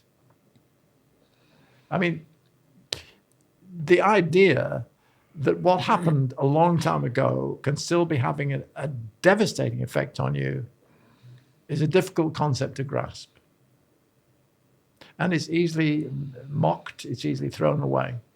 And far too many psychiatrists do that. And they're humiliated because they spend time with people not asking these penetrating questions, these subtle questions, these nuanced questions, and coming away with nothing. And they spend hours or years or whatever, work, and they still come back with the same stupidity, the same non-thinking, the same block. Well, you called it frozen terror. Yeah, because it's all speechless terror, frozen terror. It's you can see your job is dissolving that. Yes, but you can see if you don't have the tools or the insight. I didn't have the insight until 1986. I knew something was fishy. In fact, from a biographical point of view, I started general practice in 1967, and in the early 1970s, I was offered a job teaching in the medical school in general practice. I said, no, I'm not moving. I need. There's something fishy going on here. I can't. I don't know what it is, but I'm going to stay here until I can sort it. Unfortunately, mind you, it was another 10-something years later, I had this particular person who was as dedicated to finding it as I was. And this propitious circumstances, as I say, where I could see her without cost to her or reimbursement to me. So there was no financial gain in me extending it or stopping it or whatever, which is absolutely critical. Looking back, it's absolutely critical. And had there been a financial disincentive to her, she'd have thought, oh, well, I'm paying as well and we haven't got anywhere. But that wasn't the point. The point was we weren't getting anywhere because she couldn't get anywhere. She couldn't get anywhere. I knew it was something to do with childhood, just as Freud did. I knew it was something to do with childhoods. And here was a golden opportunity for working with somebody equally dedicated, powerful. She was a powerful person, equally dedicated. And I also knew that her father was dead. So she would say things like, oh, I can't blame him. Can't blame my dad. I said, what? He's dead. He can't do anything. So the logic of her inability to blame her dad today didn't add up. And that challenged me. I thought, well, there's something very fishy going on here. And as I say, we weren't getting anywhere, so I cut it down to half an hour. And we got even less far. And then I went back to her. I thought, well, she must have thought, well, this chap's not going away. He's not. And something like that. And also the fact that I can remember the decision now, going back to now, and I've got all this medical computing and research to do. But you want to try it? Yeah, okay, well, then stick with it. And the fact that I came back after that must have made all the difference. And then she came out with it. Now, once she comes out with it, I go, bang. Yeah. Not the fact that he threatened her life with a hatch. The fact that she couldn't tell me. I mean, she was working hard with me for those 9 months. She was working hard. And I was asking questions, and she wanted to know. But she couldn't know. So you're into free will and are we machines and all this sort of stuff. Now, fortunately, I'd had a very good grounding in philosophy. And I had decided, actually in 1960, I had actually decided that intent or free will, an element of free will was, or agency I now call it, was perfectly justifiable scientifically. because science works on the basis it's a clockwork universe. All you do is find out the causes and everything will be solved. The one solution fits all. No, quite. And there are various philosophical arguments against that, particularly Hume's skepticism and Immanuel Kant's problems with epistemology, the structure of knowledge, and that convinced me that it's perfectly legitimate to talk about intent. Scientifically, you can talk about intent. It's subjective, you see, and everything has to be objective in science. But this is an element of subjectivity which is actually fundamental. And I recently wrote a whole series of philosophy papers on this, which I've listed in the book, 10 in all, with the Philosophy Journal in China.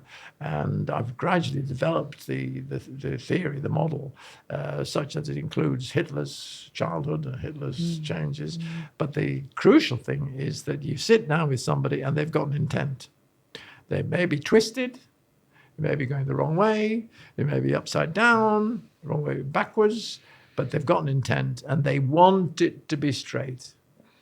And you have to sell them a package which says, straighten this out and you'll be able to think straight. Really? I like one of your earlier aphorisms, which was parenting keeps infants alive, but adults insane. It's true. Because you go through life saying, is this all right? Is this all right? Looking over your shoulder all the time. No, you're an adult now.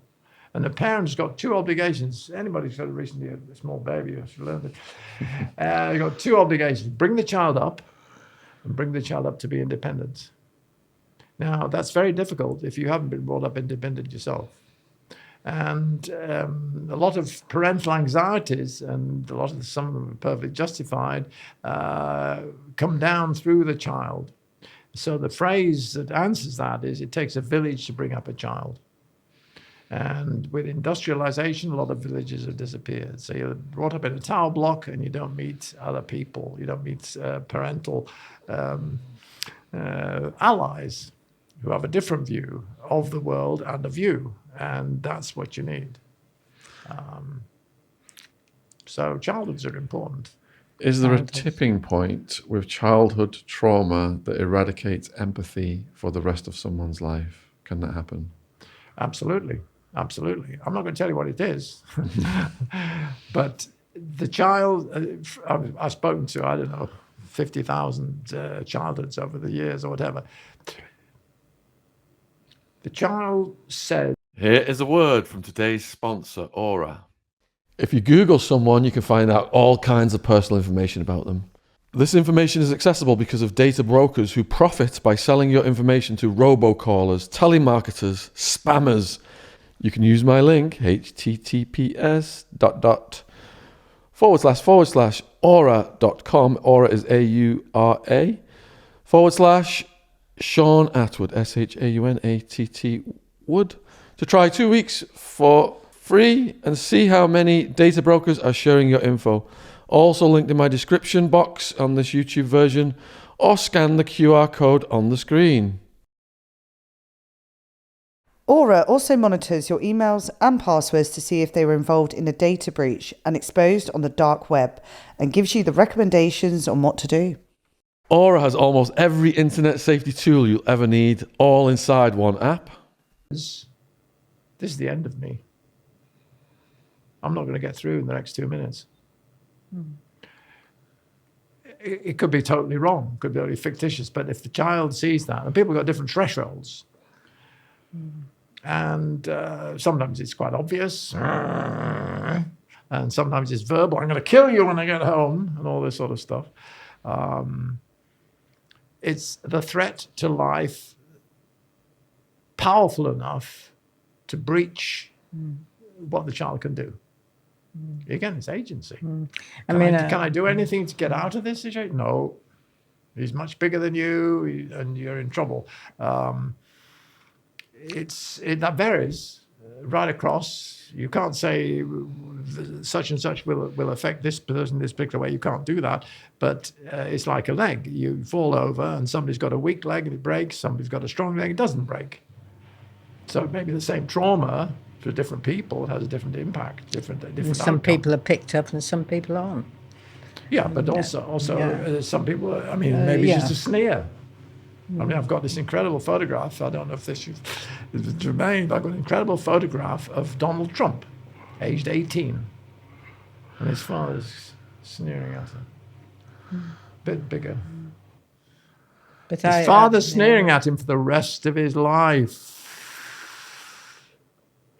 And that's what's trouble now. You see, I've got this sort of picture of the men, as it were, and I think a lot of them were sort of born into concentration camps. You can imagine if you're born into a concentration camp, you're not going to trust anybody with anything. Particularly the guards, particularly with people with authority.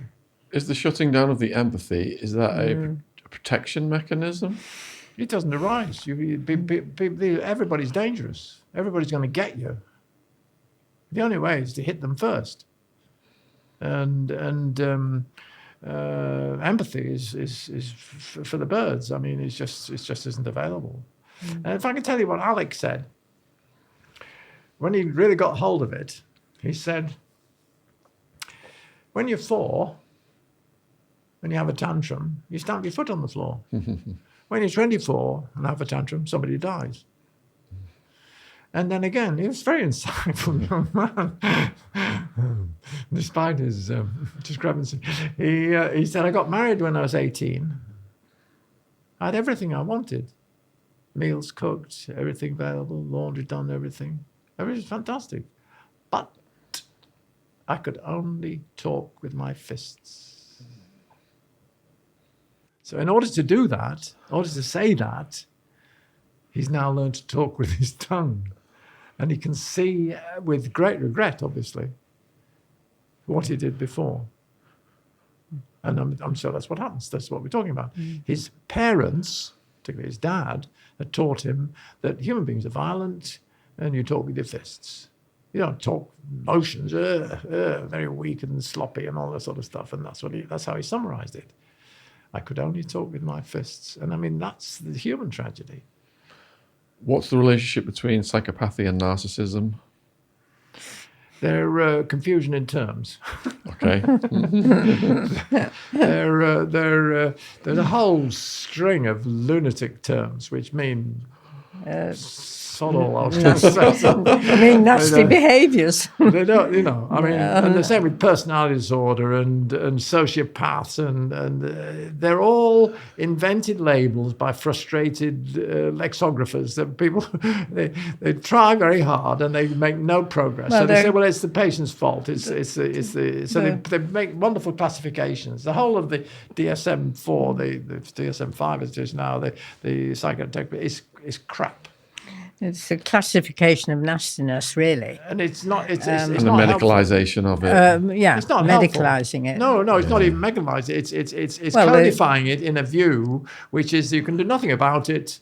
These are symptoms people have, so therefore it's a brain change. It's a chemical change. It isn't. It isn't. It's a trauma. Human beings are born lovable. They're born talking. They're born mingling. Their minds mingle. That's what it was. The phrase is their minds mingle, and they mingle because that's what they're for. I mean, I like talking to you. Why? Because you talk to me and I talk to you, and we compare notes and we have different views, and I enjoy it. It's a delight because that's what the mind is for. Is to verbalize complex issues, sort them out, comment on this, comment on that, and you're merging them.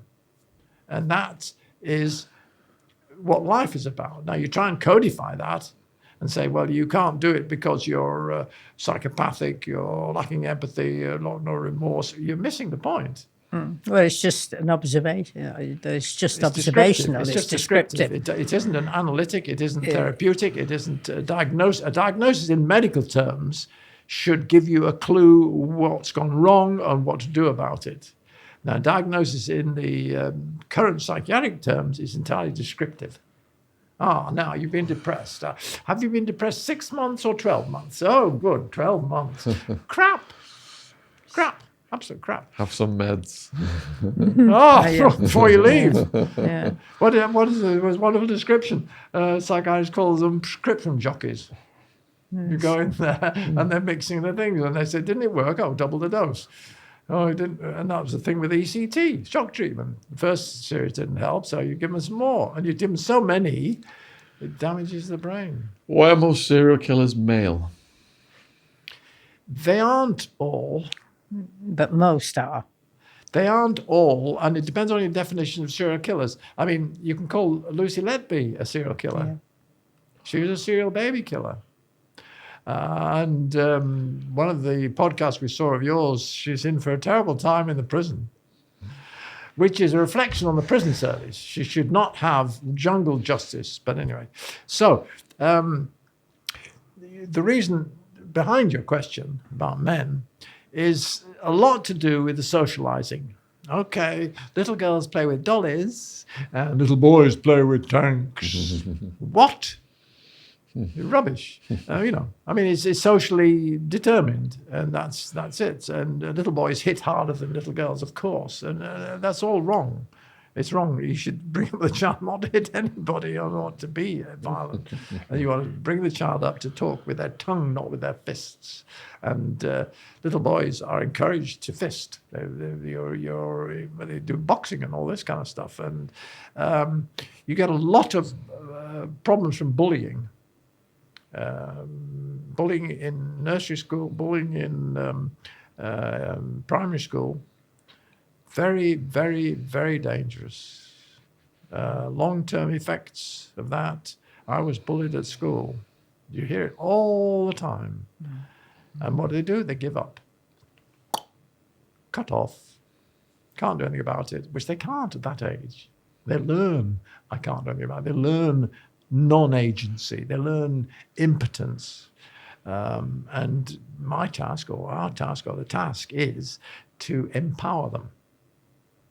Say, oh yes, that was terrible, but you can do something about it now. You can say things now that you couldn't say then. I mean, that's why Lenny is so beautiful, because you say, everybody can see that he's an adult, but he cannot say, hello, mother, I'm an adult. Now, what's going on? You can see it on the video. His frontal lobes. I'm speechless, but not with terror. Speechless with frustration. I mean, it's obvious.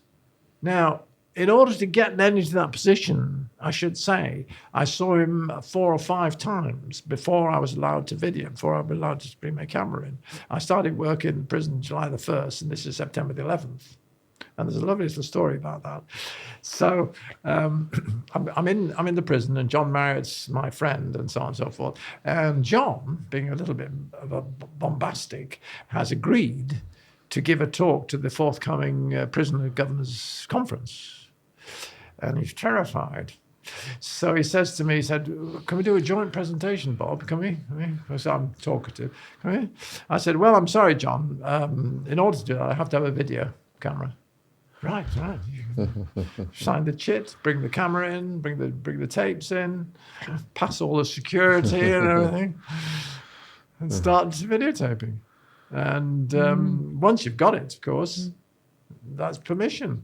And so July the 1st I start, it was a Monday, and then September the 11th I take me video in, and in the morning, as it says in the video, I say to Lenny, all right, if I videotape him, talk about trouble with parenting and stuff like that, and I start off in the video. So how would you explain to other people what we're talking about and why? And he's straight in there. Because I've had 3 or 4 sessions before tuning him in. And in it, he says, if you'd call yourself Dr. Johnson, I wouldn't have had naught to do with you. Because you're on this equal level. Otherwise, you're parental. Well, you're a naughty little boy, you see, so just behave yourself. Shuts them off like that. And if you're not careful and you're a parental figment, then you're in trouble, because that's who they tend to get angry with, shall we say. And that's really what happened with Freud, if I can go into that a bit. Yeah. Freud said, transfer onto me your parental feelings. Right. And if I'd done that in prison, I wouldn't have lasted very long. No. And the other thing about Freud is, in 1900, he writes in The Interpretation of Dreams an incident with his father, who was quite a irascible man. And he's 7 or 8. He recalls when he was 7 or 8. And he goes into his parents' bedroom and pisses in the pot. And his father shrieks and said, "The boy will come to nothing." Oh! And you can see Freud's pens digging into the paper as he says this. Now that's in 1900, when he's 41. And when he's 89 or something, in 1937, he's writing about Moses and monotheism. And he says, well, we're actually talking about fathers here. You may trust them, but you will always be afraid of them. So if you had a problem with fear of dad and you went to see a Freudian, you'd get nowhere. And I was frightened of my father, no question. He had a very bad temper, a temper.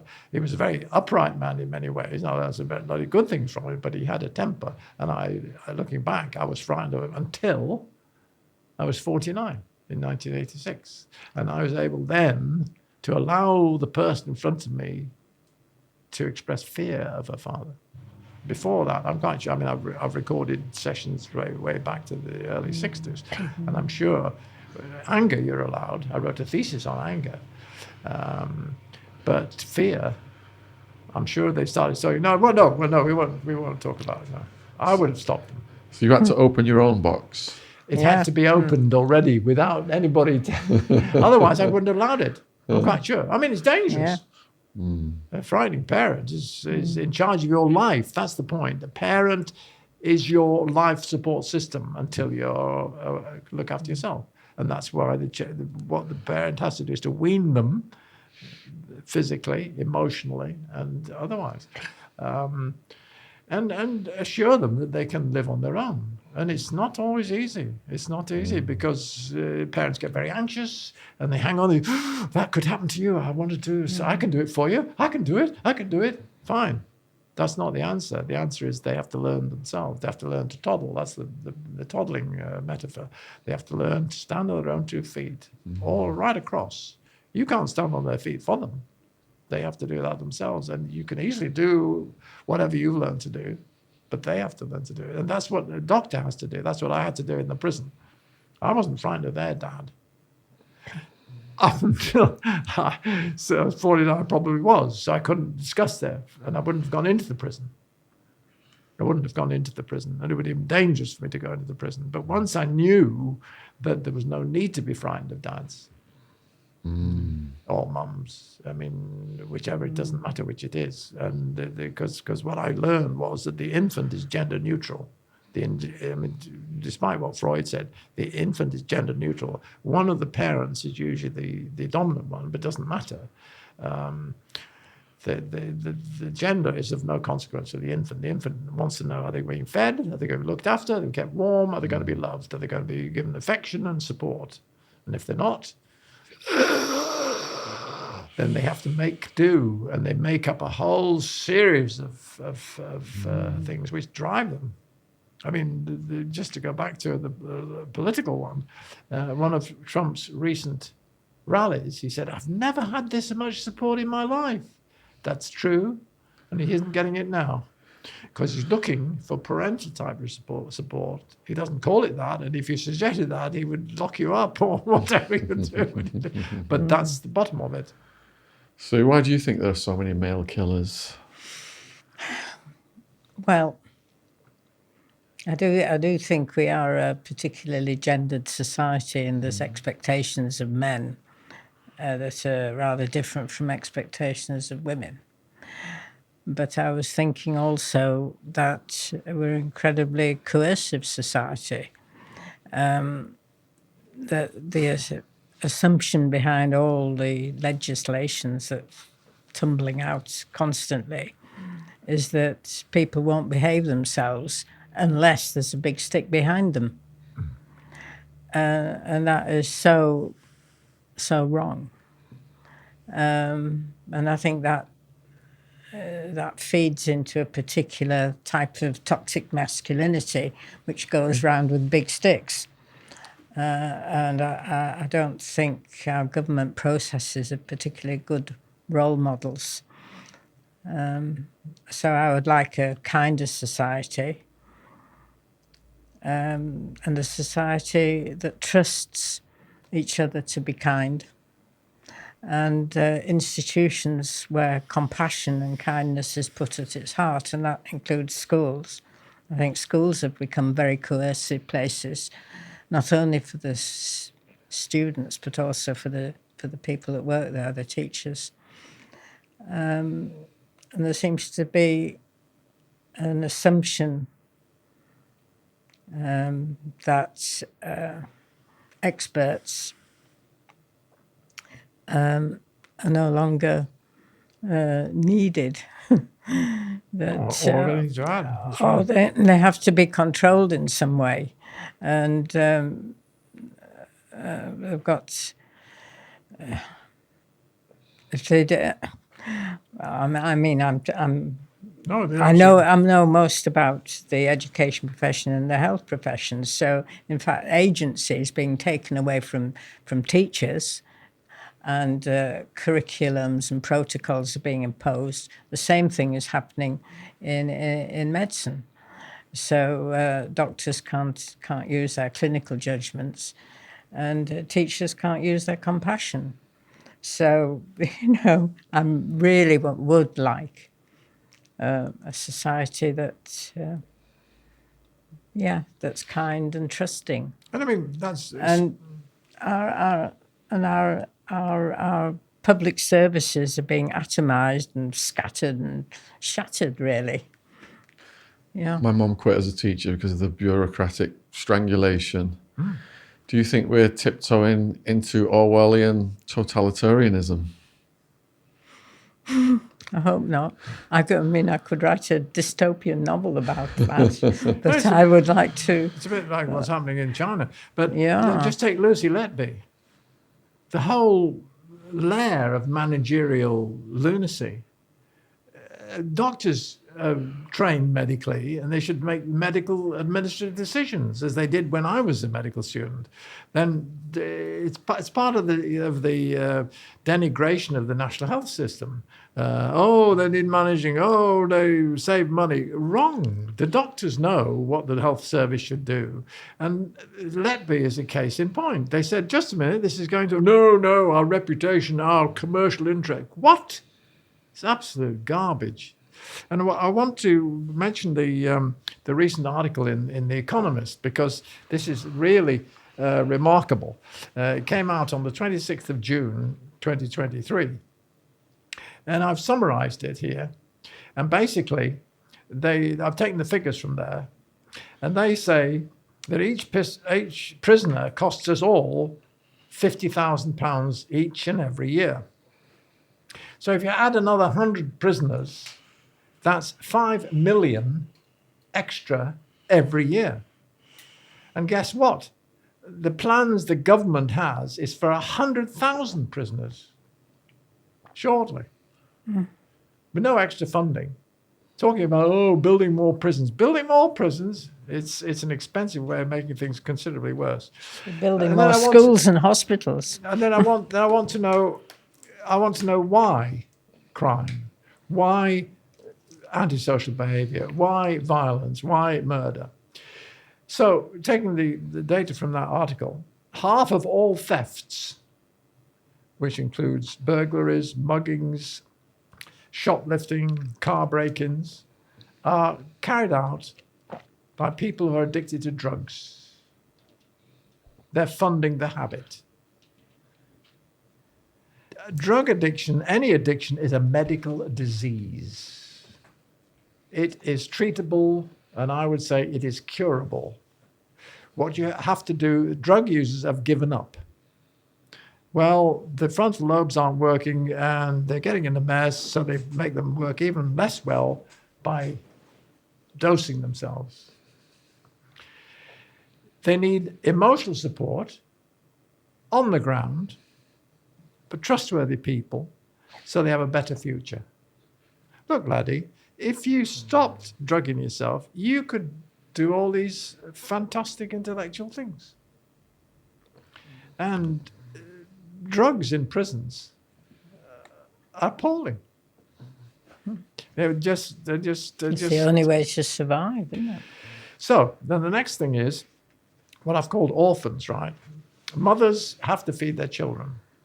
So poverty comes in here. So when mothers are locked up for petty crimes, now The Economist counts 17,000 orphans every year. Every year, this is government policy. Lock them up. Lock them up. Rubbish. It's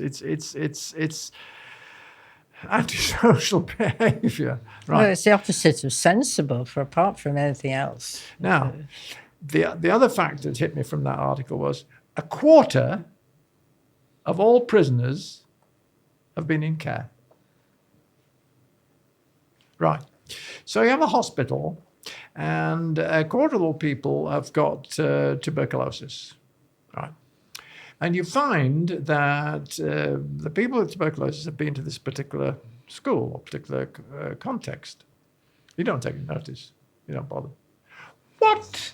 That's medical negligence. You want to stop tuberculosis, you go to the source of the tuberculosis. Here you have a quarter of the people have been orphaned, been childcare. Why doesn't that register?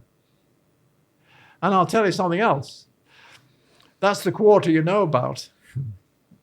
There's 3/4 who aren't telling themselves and not telling any reports. Oh, yes, I had a lovely childhood. Yes, well, of course, my father me because that showed he loved me. You hear this? It's absolute crap. So, what I want is reform. And according to this article again, polls show that voters are not as keen on imprisonment as governments. That's the first thing. Good. That's right. And they also say that a trauma-informed criminal justice system works. So, Sean, what we want is an undertaking that this will produce a trauma-informed criminal justice system, because I'm not going to rest until it does. That is what we are campaigning for, and that's why your work dovetails nicely with our mission statement, which is to end the war on drugs, end mass incarceration, low-level drug users referred to mental health. Look at what they do with Portugal with the heroin users, gone down to record lows. And prisons, more Dr. Bobs required, definitely. Yes. We're almost at 2 hours. Is there anything you'd like to say in conclusion to the viewers who've been with us on this journey? I just have to take that last point. I came up to Manchester 3 years ago for a webinar organised by Edwina Grosvenor on one small thing. She'd done a lot of work in prisons. And there were feedback from the webinar, and they said, more Dr. Bobs in the prisons. And I mean, it's a totally different way of looking at what is a scary thing. Your house is broken into, your car is broken into, very traumatic, very painful, and a lot of anger. Oh, yes, I know. I wanted to show the viewers this. There's this book, You Will Not Have My Hate, and there's another book, I Shall Not Hate. The second book, his 3 gorgeous daughters and his niece died in their bedroom when an Israeli army shell exploded in it. Oh, my goodness. And he writes that. Wow, forgiveness. Because he says that hate and revenge are cyclical. They go round and round. And this book, You Will Not Have My Hate, is written by a Parisian. His wife went out to for a nightclub that was shot down by the Islamic terrorists. You will not have my hate. So these two show, well, are you going to say, well, they're not thinking straight, or they're weak, or they're cowardly? No, these people have arrived. These people have got back to what I think is a lovable, sociable, non-violent status. And this is what human beings potentially are. So these people are ahead of the game. They're doing what I talk about, and what inspires me, and what I did in the prison, what I was aiming for in the prison, and the fact that they can do it shows it can be done. So, do you want to hold up those two books and just let the viewers know the gist and why they should check them out? Yeah, this is my book. It's really the backstory to our adventures when we went down to the Isle of Wight and Bob started working in the prison. And it shows my reactions and my feelings to what was going on there and what was happening to us. We ended up actually in the High Court being prosecuted because Bob was letting prisoners' faces be shown on television. But that's part of the story. And for people who are just listening to this on audio, it's called The Prison Psychiatrist's Wife by Sue Johnson. And there's a foreword by Charles Bronson, who I feature in the book. Yes. So it's a good read. It makes people cry, I think. Oh. But yeah. And you've got next to that. Oh no, that's my notebook. Okay. But that's Bob's book. Yeah. Bob's latest book, should I say? Because the publisher was publishing that, and we were discussing it on a Zoom. I said, "How about looking at a proposal of mine?" He said, "Oh, all right then." And then he agreed to publish it. And here it is. Friendless Childhoods Explain War. And the picture shows here a crushed child thinking tanks. Now, I can guarantee to you that no warmonger had a secure childhood. And that real worriers, I mean, I quote Hitler's description of his own childhood, and it's absolutely diabolic. The real worry is that Putin's childhood was rocky. Xi Jinping's childhood was appalling. I must tell you a little story about Xi Jinping. When he was 14, he was the wrong side of the Cultural Revolution. So they put on a very heavy dunce's cap, metal one, with "This man is a traitor to the state." The room is full of people jeering and throwing insults at him, and his mother's in there.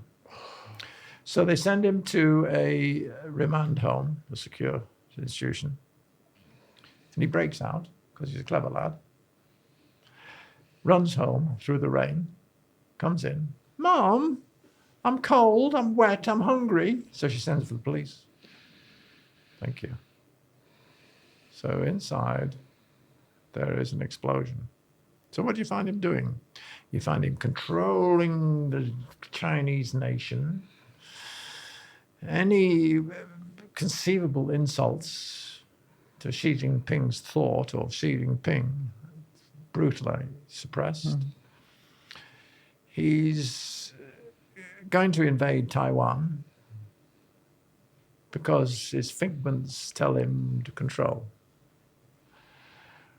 And the really worrying thing is that Hitler, in his bunker, before he shoots himself, turns on the German people, castigates them, and had he had a nuclear button, he would have pressed it. So if that doesn't worry you, Good grief. something's wrong. Wow, what an absolutely fascinating interview. So please check out the books. Are you guys available on socials? Bob has. I've got a Substack page. Okay. Substack, Dr. Bob Johnson. Yeah. Find that. We'll And put this that down is there. this is the book that I wrote for a workshop in Denmark. And you see, it's called Verbal Physiotherapy, which ties in with having a stroke, but it's a verbal stroke. And if you have a stroke in your arm, and the physiotherapist says, you can do it, I can't. Good Lord. And you keep at it, you can do it. And that's exactly what happens with the verbs. Hello, mother, I'm an adult. Do you believe that? I will do. And they get stronger. So it's verbal physiotherapy. So the place I write most and you can comment on most is the Substack page. Okay. I have an Substack. Instagram, which I have to start using now. I think I've put one Substack picture Dr. of this Bob up, but I don't think I've put a picture of myself up even yet. Oh, well, huge thank you for coming on, guys. I hope you've enjoyed this as much as me. Please put your comments below the video. Let us know what you think. And please check out the books and support this important work. And huge thank you again. Cheers. I just want to say, Sean, this has really been a wonderful experience. Thank you so Thanks. much. I really appreciate it. Thank you very much. Cheers. Thank you. Cheers. Fantastic.